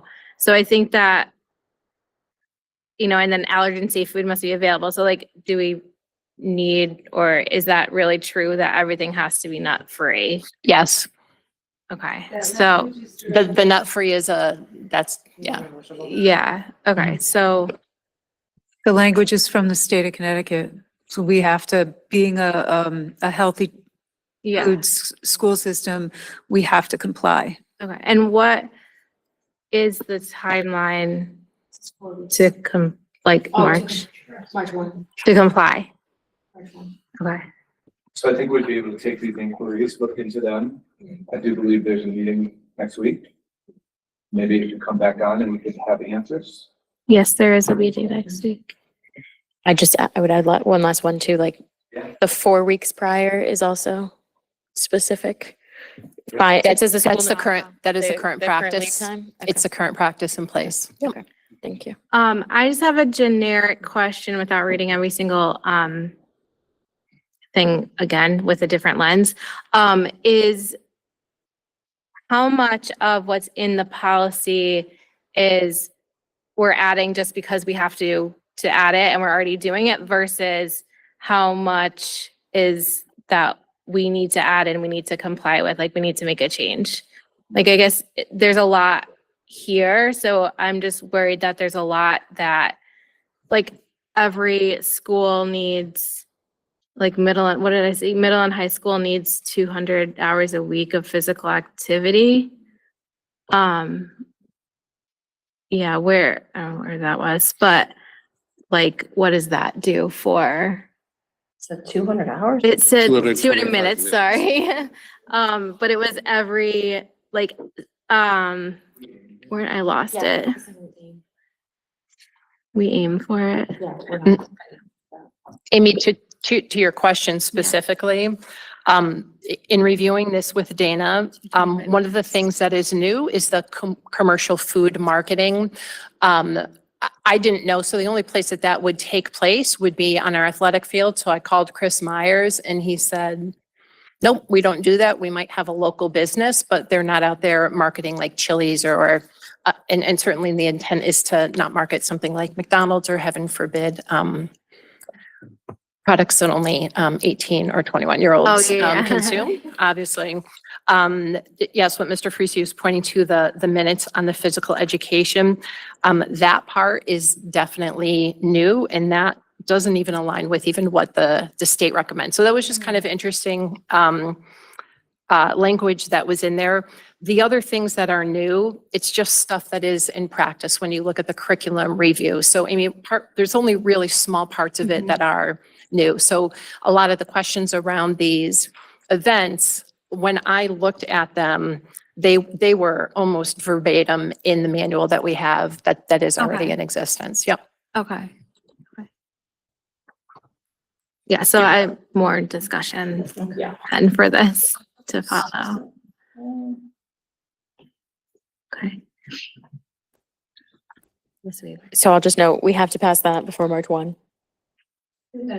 Yep. And our next policy committee meeting will be March 2 at 6:30. Yeah, and I think that's fine. This doesn't seem like it's up for negotiation or wordsmithing, so I think with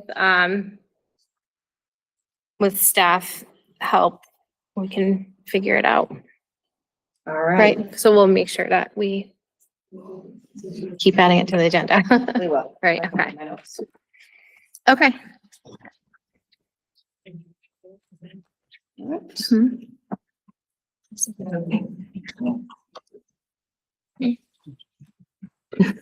Okay. I think we're gonna have to add recess for the high school. There's chatter about mandating it for middle school, which is coming down the road. Middle school recess.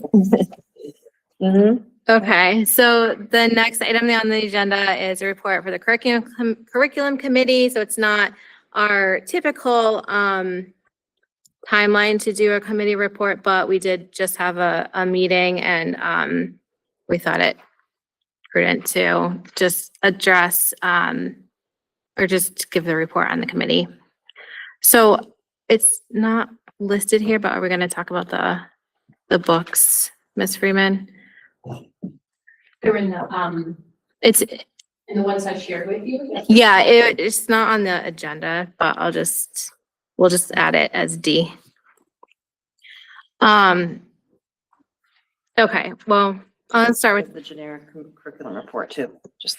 okay, yeah, I'll just start in the order we talked about it. All right, so the first thing we talked about was 2 new textbook adoptions. Ms. Freeman is passing them around today, so as is standard with new textbooks, we review at the curriculum committee, and then they are brought to the full board with the recommendation to accept them, and then they are available in Ms. Freeman's office for 2 weeks. For two, through two consecutive sessions of board meetings. Okay. This weekend.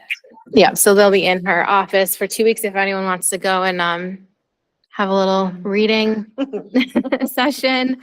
So the first one is for a UConn ECE course in our music department, which is pretty cool. So it's the first ECE music course we are offering, brand new for Newington High School. The textbook is required by UConn, so it's a textbook that they require to teach the course. So it's kind of, we don't have a choice in the matter, but it's a pretty cool textbook. So we thought it had some interesting things in it.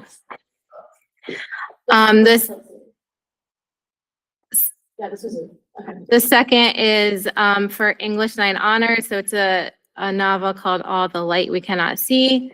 It's a book that students have read as part of book clubs, but now it is being recommended for a full class reading.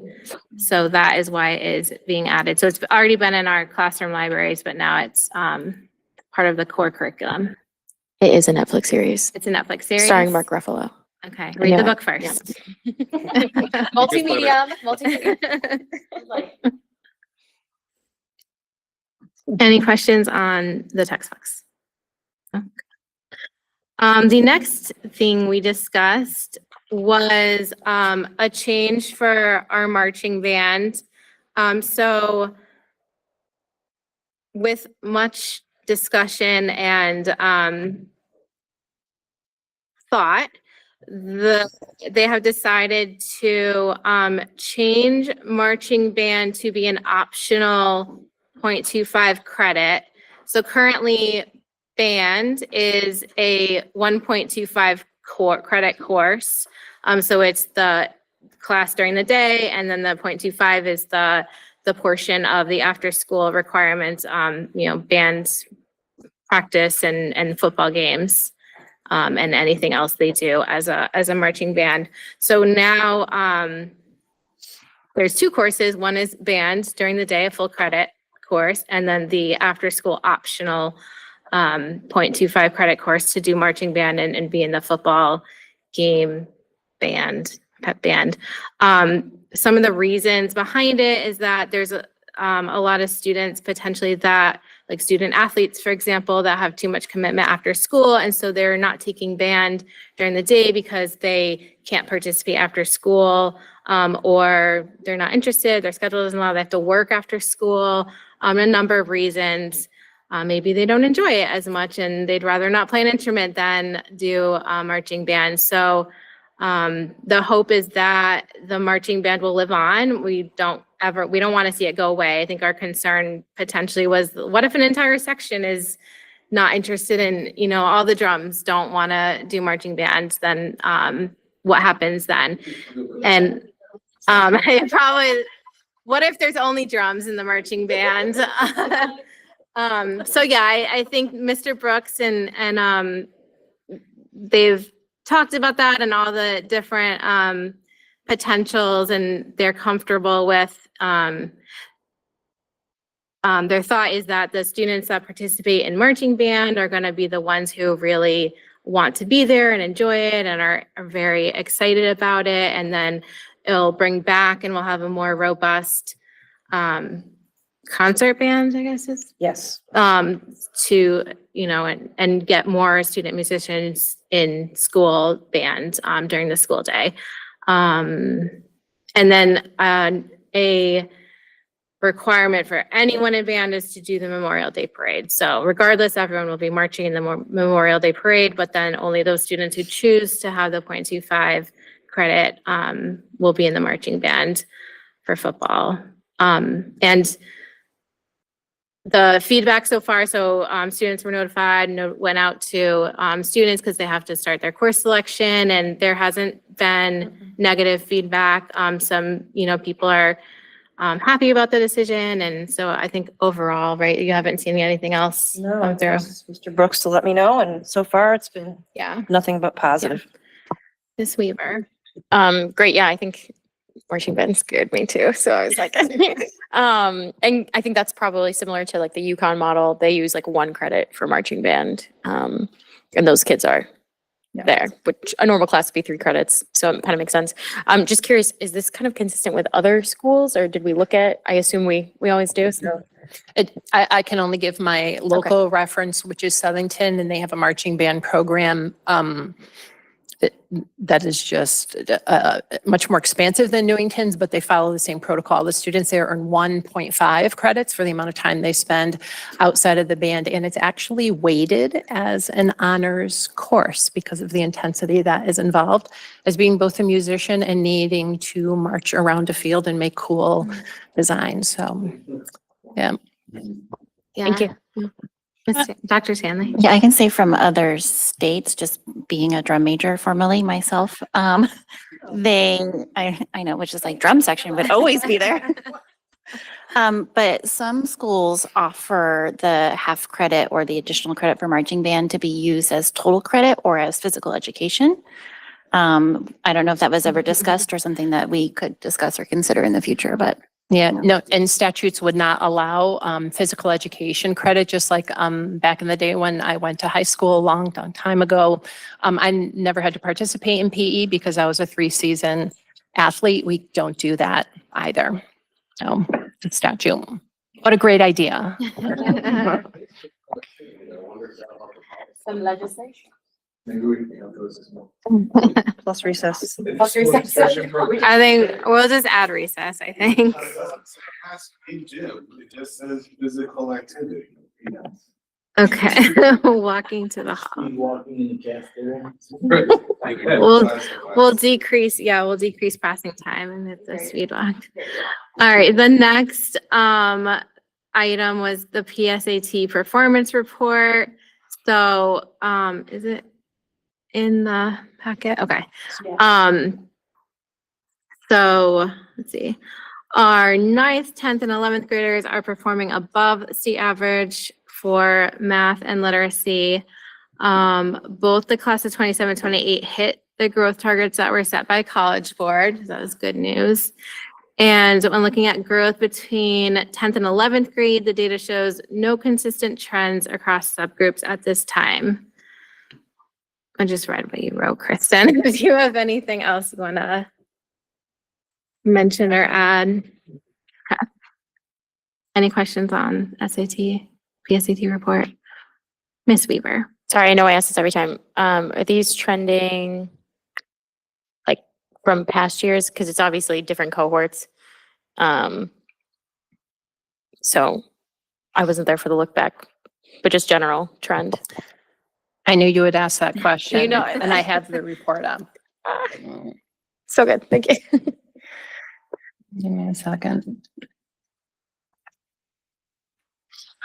So what we track for the trends is the SAT, because that's really what counts. The whole purpose, remember, of PSATs is literally for kids to practice for the SAT so that they can have that experience. But it does inform the school just on how well we're growing kids from year to year using just one piece of data.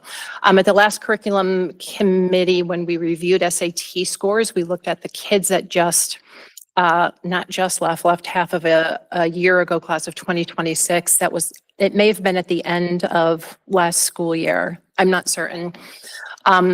So we see consistently, and the data goes back to 2018, that Newington continues to trend above the state in both ERW and math. There was one year when Newington dipped significantly in both of those areas, but the state did not. So it's interesting when you look at the graphs, like the dots almost touch. And then from there, you can see that Newington begins to have that a performance level that is above the state. Most concerning, and this isn't the first time we've heard this story, is the performance in mathematics. It is not something that is unique to Newington, but it also doesn't mean that it's okay for Newington. So we continue to see either a flattening or a downward trend on the SAT. However, if we recall back to last spring and looking at the ESPA scores, we're beginning to see some rebound with the math. And we had a conversation of, we always look at the data, and we're like, where are the COVID babies and kind of where are they showing up in the data?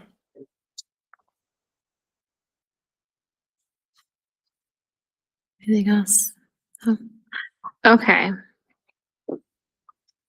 Yeah, so that's, yeah, so then that's what Dr. Rowan is showing now is just the projected scores for the classes, sophomore and junior class. So they're predicted to score between, like the junior class currently is predicted to score between 500 and 540 and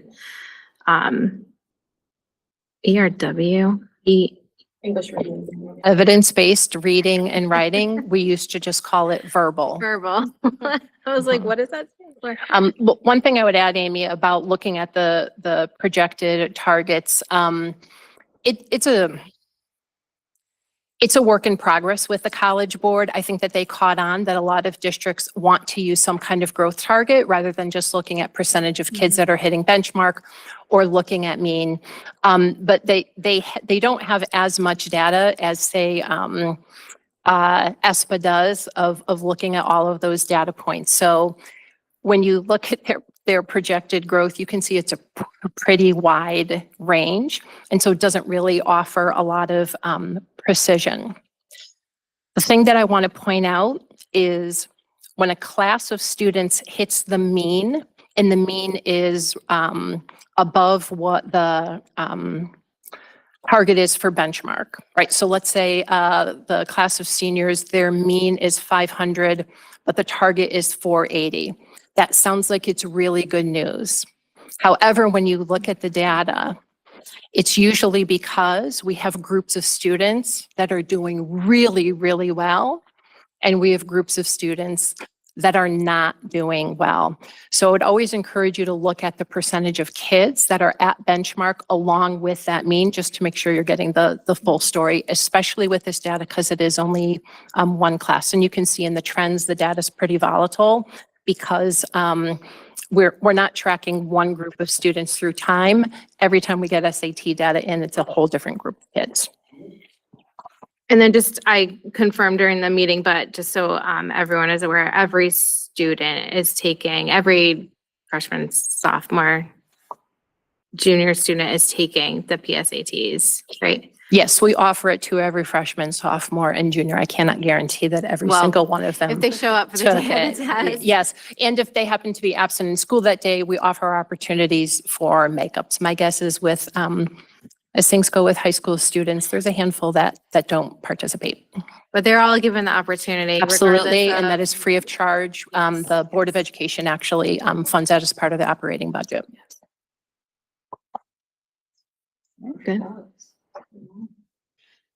We'll talk about it soon. Okay, and then the last item was our communication plan and kind of final final communication plan for middle school math and how I had mentioned last meeting and in the curriculum update that we spent a lot of time at the committee level looking at the reasons, aligning with our district mission and vision, kind of just identifying what we want to accomplish and how we want to present the decision to the public, essentially. So what's on the screen now is the communication plan. So this isn't what's going out. It's just how we came to the understanding of how to communicate. So I don't know if we want to, I mean, I'm assuming everyone read through the packet, and so if there's any questions specific to this plan, or I can just go over like the the key highlights. So, obviously it aligns with our district mission and strategic goals, to kind of provide that high performance, for all students, but also reducing the predictable performance gap that we see in our data. Yes, Ms. Weaver. Yeah, this is helpful. Thank you. Just curious about the timeline, that last bullet before. So, developing the communication plan for the public disseminated by February 13th, 2026, because I know that's coming up quite quick. Is this like, you said this isn't it, so it's like a memo or some of the sort will be disseminated? It's included in your board packet. That is it. Then. Yep. Okay. And I think a great way to describe what the communication plan is it's more symbolic of the process that we went through with Michelle Kellogg and I working directly with the curriculum committee, getting their perspective of the kind of lingering questions that are out there with the public, and then having new board members come on too, of where we wanted to start with really at ground zero of looking at what is the most important information that we want to share and what's kind of the story that we need to tell of why we're coming to the decision that we did. And I do just want to give a special thank you to Dr. Stanley, who spent some time with us from the perspective of the parents, and she had been coming to the board table prior to her election. And just gave us some great perspective on that. So the plan really, again, just represents the process of collaboration of it was the committee that decided this is the most important information that needs to go forward. And these are our recommendations of how this is shared with the public and the things that we would suggest be highlighted. The actual communication, that was obviously the final outcome, and that should be the last document. Yep. Yeah, and we decided, and we'll open it up for discussion, but we decided that, or we thought it would be best to send it out to, is that what you're gonna say, Mr. Halloran? Okay, yeah. Yeah, like who to send the communication to. So obviously the current 7th grade students aren't impacted by what's happening next year, as far as the 7th grade math goes. I'll say in a second, but they are getting a separate, or they have gotten a separate communication. I'll come back to that in a second. But we determined that we would send it to 6th grade, current 6th graders, current 5th graders who are in the middle school coming up on it, and then current 4th graders. So we went 4th through 6th, and the reason is because we don't know what's going to happen in 3 to 5 to 7 years when like I, as a preschool parent right now, middle school math is far from my mind, and I don't know if anything's going to change. But as a current 6th grade parent, obviously I need to know. We thought that the 4th graders going into middle school would benefit from having this communication so that they know what to expect in middle school. And that's where we are. Mr. Holler, if you want to add to that. Yeah, and I'll just add to that. A lot of that is in response to some of the feedback we got that not everybody who wanted to know got the information. And so that led to a lot of misinformation and confusion. So we widened the scope of who we distribute it to, going all the way back to 4th grade to make sure that we're thinking ahead for the students who would be impacted going forward, not just the immediate students, but kind of going a couple years back. Ms. Weaver? Just another thing, I don't necessarily see it. I'm speed reading once more. But we're up on math interventionists, right? And just wondering how that's playing into this too, if it bears mentioning or not, how that is coming into the fold as well. Or is it getting added at the middle school level? Or how? We're up from this year. This year. We're not planning on adding any No, for next I'm year. saying from prior year. Yes, this I year. mean, just that our ongoing efforts to improve math achievement, and there is a need. So we did increase, I Right. believe, at Chafee this year. Okay. I was just wondering if that was worth mentioning or not, because I know when I was asking for the look back, I was like, oh, we're up. Especially that 10-year look back, I'm like, oh, we're up a lot on math interventionists. Yes, we are. And just kind of how that played into it. So sorry, that was personal thought, but I'm, obviously as we put that scaffolding support in, was wondering if that bared mentioning in here or not, but. Yeah, and just kind of along those lines, we also, Ms. Kellogg has been kind of focusing on that increasing rigor and you know, expanding the bridge, building thinking classrooms and using the PLCs or, you know, Teacher Tuesdays to kind of help guide the math teachers like as they're teaching the students. So that along with the bridge program so originally when the bridge program was presented to the board, it was a kind of self-study model, and it was going to be done either over the summer or during the end of the school year, but with, you know, potential teacher support as needed. So that was a concern because you know, not everyone has access to a computer over the summer, or not everyone is good with that model. So I don't know that we talked about it a lot at this table, but what they're doing or what we're going to do in the middle school 7th grade encore schedule is to remove library sciences, which has been on the table for many years. The media specialists don't find it as productive to have that course for 7th graders because they prefer to go to the classrooms, and they have a more, right, I don't know if we talked about it here, but they have a more aligned with their curriculum, and they can help research things in the context of a class, as opposed to having a separate media class. And so in lieu of that, we'll have this bridge to algebra 6 to 8 week encore for every student in 7th grade. So they'll rotate through. So that allows for a teacher to be there, and students to get the support they need and have that extra math time during the school day without disrupting their reach program or their reach time or anything where they're doing course or, yeah, so it fits in. Yep. Sorry, one last question, because I just want to clarify too, the instructional minutes are increasing for 5th grade? Yes. Sorry. Okay, that's already been implemented this year, but just wanting to clarify. I know this is communications going out to 4th, 5th grade parents and those kinds of things. So and again, I don't know if it's worth noting, but we've increased that instructional time by Yep. In 5th grade, Ms. Freeman, if you 75? could. In math, it was, I think, by 11 or 12 minutes. I mean, it's brought it Okay. up to a full hour. Okay. Dr. Stanley.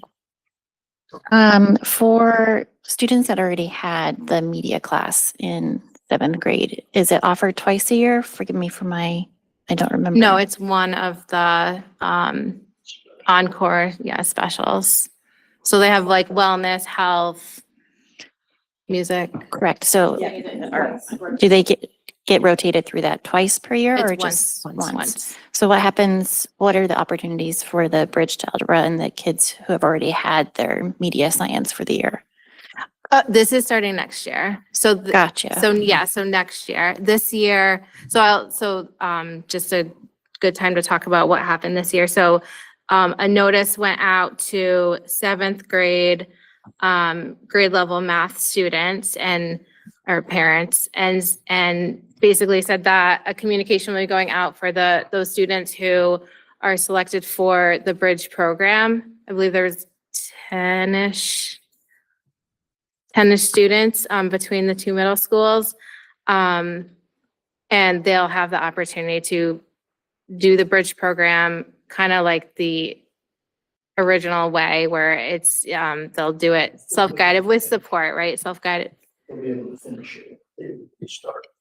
They'll be able to do the bridge program this year and then have the opportunity to move into Algebra 1 for 8th grade. Yeah, and so I think the distinct difference for this year, before we cause concern of like, wait, we're back to the original problem. We're talking about a very small number of students. So to go back to Dr. Stanley's point, if we find that these students for instance, have not yet participated in library media, and in conversations with the family's like, yeah, I'm good with my kid not taking library media, and during that time would participate in the bridge program, then that would be a solution. So the first place we might look to is Encore, but we're not going to tell a student, you absolutely cannot take art now to do this.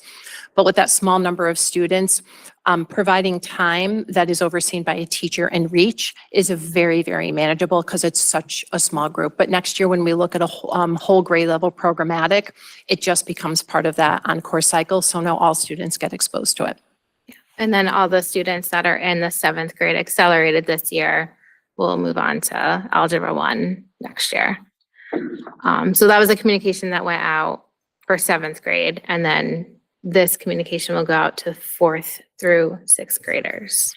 And Amy, could I just add one thing about Yeah. the grade level communication? It not only said the students who will be selected, you're going to get communication, but we were very clear. We reiterated what the criteria was. And we shared in there that we understand that parents are a really big part of the decision-making process. If you don't get a letter that your child was selected, talk to your teacher and we welcome your input. So we wanted to make sure that we were transparent, that if you were not selected, it doesn't mean that you're boxed out, but that we want families to participate in that, to go back to making sure that everybody is aware of sort of our open enrollment policy. One of the things though that usually happens, and that didn't happen in a lot of the conversations when we had concerned parents coming to the table, the vast majority of time that parents call the teacher and say, oh, I really, expected Lynn to make it. When they hear from the teacher about where their child's strengths are and where their child needs to grow and why algebra in the 8th grade is a not yet, and we're going to wait till 9th grade, parents are like, oh, okay. It's really important to understand that algebra is the cornerstone for all math after that. That's why we've been so passionate about not to rush it, because when students miss out on algebra, they're not going to do well in geometry, algebra 2, and so we're not even talking about participating in AP classes. But that foundation in algebra is so critical. But we do honor parents' wishes if they really want to see their child move forward. Dr. Stanley? I just had one final comment after doing a lot of reflection upon this and these changes about the great work that's been done to improve the communication, and that, it's becoming more standard. And I think we're really improving how we address parents' concerns and how we're communicating in the future. We learned a lot. And it really shows with these two documents that were created. And then also thinking back to what math is and how much it's changed even in the past 5-10 years and then from the perspective of when we went to high school. The kids are learning this amazing math and these algebra skills younger and younger. And so I don't think the algebra 1 that I took in high school is the same algebra 1 that they're taking. And I think that us as parents can learn from this and be reflective upon how we need to kind of change with the times and make sure that we're updated, because our kids are coming home with pre-algebra and algebra in 6th grade, and that didn't really happen. So I think it's just going to be a change in how it's labeled and how it's thought about, that this is amazing math, this is 7th grade math, and this is amazing math, and this is 8th grade math.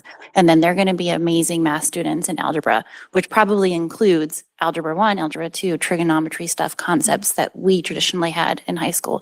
And we just have to reframe our thinking. Yeah. Thank you for those comments. I think you're right that it's not the same math, and we did talk a lot about that at the curriculum meeting, like in depth about how, we reviewed like state recommendations and like other, data and things change. Like we talked about Common Core came out, what was it, 15 years ago?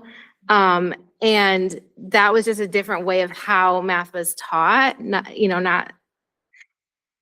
saying that we were like not up with the times, because we obviously like did the changes required for Common Core, but the leveling and the way that math was done prior to that coming out is different was different than what we need to do now. And so I think what you said, like keeping up with the times and just kind of reflecting on how kids are learning and what they're learning and the best opportunity for all. So thank you for your comments. And I think that, yeah, that's definitely what we wanted to do is like get back to the root of the thing that we're trying to solve, just all students can learn math. Go ahead, Mr. Halloran. Yeah, and I think just adding to both what you said too, in the communication on, point number 2 is prioritizing depth over speed. And I think that's exactly what you're saying. I think when I went through algebra, it was very much about how fast can you calculate versus I think the way that is providing a more fundamental understanding of math is how do you apply this concept? How can you understand how this works? And some kids are very good calculators by nature. They can just process. But I think by being exposed to different ways to think about math, they understand how to apply it in different ways and can communicate math to people who process differently. And I think that's a very important lesson to learn. So yes, I agree. Great comments. And that's, I think, spelled out very well in the communication. And I'm just gonna bring it back to Dr. Hairston's presentation earlier this evening, when he said that that like we learn something new every time we're around someone different, right? And we learn from people who are different than us. So that's why we celebrate diversity. So like Mr. Holland was saying, like if you can get the answer right, that's great, but that's not really building that foundation, that deep knowledge and being able to communicate or explain to others or learn from others, maybe a different way to do something is really what the opportunity that we want to give the students in 6th and 7th grade so that they can be successful in the higher, more complicated math programs. Go ahead, Ms. Weaver. I just want to say thank you for your comments and thank you for the work being done here because I know it's been a lot of hours and I say that as someone with policy. So you're doing extra. So thanks to Kristen, to Ms. Kellogg, everyone. Because yeah, I think this is where like the work really gets done. So thank you for putting in those hours to be able to bring this product to light. Appreciate it. Yeah, I'll bring you 700 more policies to try and match that hours, but no. and I do also want to thank Ms. Freeman and Ms. Kellogg for all the work that they've done. I know there was a lot that it started like a year ago. Well, more than a year ago because the 6th grade math was happened prior to 7th grade. But all the research and the reasoning and explanations and backing up the approach. I just think that you both did a great job especially at the committee level, like when we just kind of took a step back and just started to reframe it again and just kind of understand from the beginning the reasoning. So a lot went in prior to that, but then also taking the time again to come up with this plan. I think it will hopefully explain thoroughly to the parents and the community what is being done and why it's being done. And of course, if anyone still has comments, your doors are open and you've had several conversations already. And I know that you're willing to, again, and we want parents to be a partner in their child's education. So, but yeah, thank you both for everything. And we did have some really fun times at our committee. I don't know, we're kind of getting a little bit better than the policy committee because it's, we had very interactive prompts. It was very fun. So just putting that out there. Thank you. All right. Any other comments or questions? I would, if I may, just the chart that I've highlighted here, if Ms. Freeman wouldn't mind, this was very powerful as we look back. It's the one about the trajectory over the last 10 years, how kids have performed both with and without the accelerated. So this graph is interesting because it's looking at the APTA. So remember, that's the average percent target achieved. It's the growth. So it's the most important number we're looking at. When you look at, if you came to curriculum committee meetings and had the fun that we had, you would see statistically how long it takes a student to get out of level 1 when they are growing at the rate that they do. So that's why those percentages of students at goal can be so misleading because it's not showing the growth. So this is a really great number. Look at growth. The green represents the percentage of the growth target for students that scored at a level 4. So one of the things that we think about is, well, I'm worried that my student who is a high achiever, when they go into a heterogeneously grouped course, that they're not going to be challenged and they're not going to grow. And the very last set of data, and it's only one class, the green, you can see it's the highest it's ever been, and that it's higher than any other year that came before it. The math scores themselves were not necessarily the highest that they've ever been since that time, but the growth for the 6th graders was higher than all of those previous years when it was always accelerated. There was one year in there that we did not run accelerated math. It was when students came back to a hybrid model from COVID because kids we didn't have enough information about kids to make recommendations to accelerated. But there's no data for that because the ESPA data wasn't reported. So we thought that that was interesting.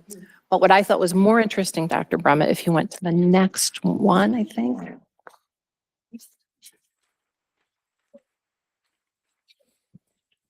This data I thought was super interesting. One of the criteria for being recommended for acceleration is that on the ESPA, your level is a level 4 or a 3 high. So they split all of the levels into a low and a high. Why don't they just do 8 levels? I don't know. So we looked at the APTA of students in those 3 criteria, the ones who would be going forward to accelerated. And you can see there's no rhyme or reason of looking at the growth of that population of kids specifically that would be recommended for accelerated. There's no correlation between being in a heterogeneous group class or homogeneous. In fact, when you look at, is that 18, 19, you can see how low that is. And that is a group of kids that were not affected by COVID. COVID was not even around then. So that I thought was really powerful as well. And again, it's not data that we can say, see there, it proves it. It's just a data point to look at, and it's for us to consider moving forward as we collect data to measure the effectiveness of the changes. This will be good data that we continue to look at and track moving forward. Thank you. Thank you so much.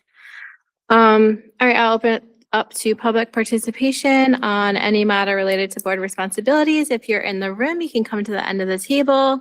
If you're online, you can raise your hand for your time. Hello, Mr. Plourde. Just turn your mic on, please. A little different in this room, okay? Sorry. Matt Plourde, 15 Woods Edge Drive in Newington. I just wanted to say hello. I have been appointed one of the council's liaisons to the Board of Education along with Councilor DeHaas. I have watched your meeting since my election to the council and even over the past couple of months, but this is the first one I've been able to attend in person. So just wanted to offer my support and assistance if I can be in communicating matters to the council. I do split my time as a liaison to the zoning commission just down the hall on Wednesday evenings. So I'm going to be back and forth. We're going to see how that works out. And you may get somebody else at some point, but for now you got me. So if I can be helpful, and I'm sure Councilor DeHaas feels the same way, please don't hesitate to reach out.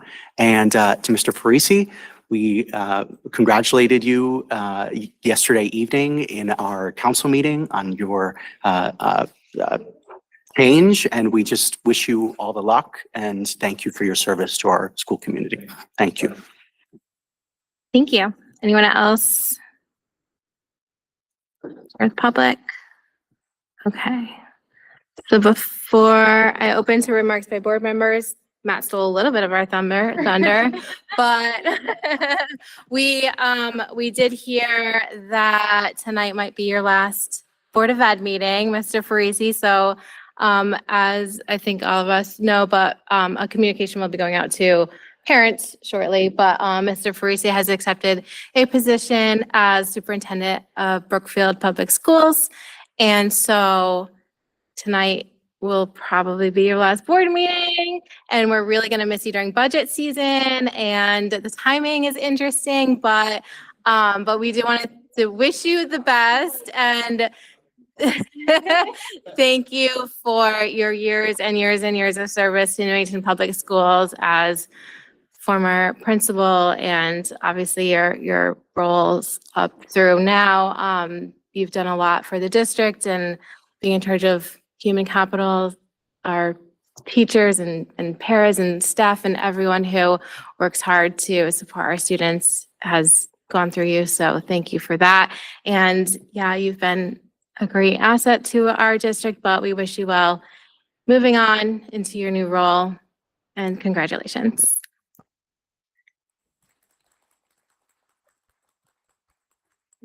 Board members, Ms. Weaver, do you want to go?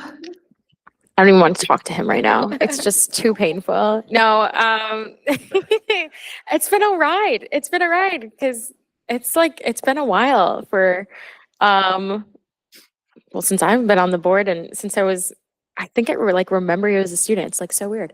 But thank you so much for all you've done, particularly for policy, our policy king and leader. Always on an all women group, if we've noticed, through all the boards. Yes, it's all of them. But Diversity, maybe. yeah. But I think what's great is your dedication to our school system has been steadfast, has been ardent to all of the things that we've done. You've put in so many hours. So thank you, and thank your family. And I apologize for all of the hours we took at this table, at the policy table. But so grateful for the good work that we've done together and for the work that you've done for our school system. And I'm just so jealous of Brookfield for getting you, but it's totally fine. We'll be fine. And just want to congratulate you because well deserved. Very excited for your next endeavor. And yeah, just good luck with those policies because I don't know how they're going to do, but congratulations, truly. And before Mr. Diaz is on the line. So Dan Diaz will be taking over. So he will be here for budget season. Dan, we wish you all the best of luck as well. And congratulations in your new role. And then Mr. Torello will be assuming the principal position over at Wallace for the time being. Interim, yes. Interim, yes.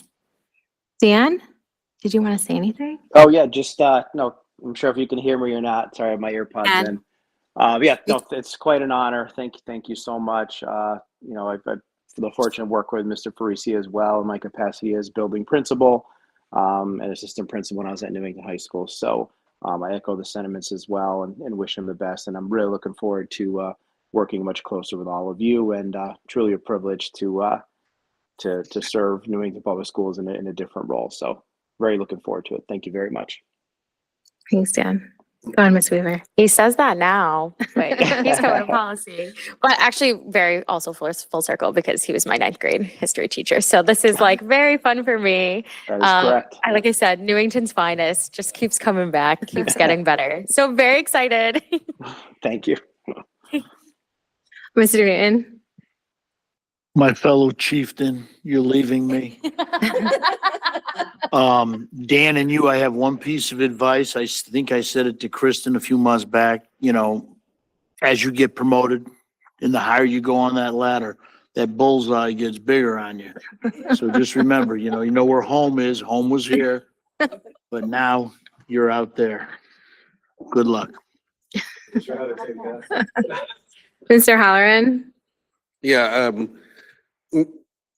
Mr. Parisi, thank you. I don't know what else I can say, and normally I do.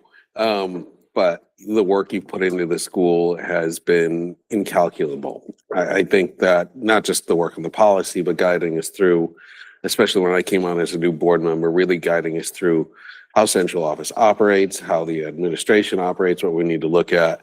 And just like I'd tell any student that Newington pride and spirit doesn't end at our borders, so take it with you, and Brookfield will be lucky to have it.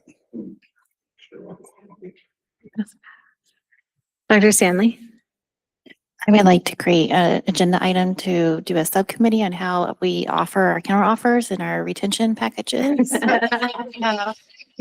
I'm so glad that we have the abundance of staff to rely upon and well deserved promotion of Mr. Diaz. So, but you will be missed and congratulations. And I know you will thrive.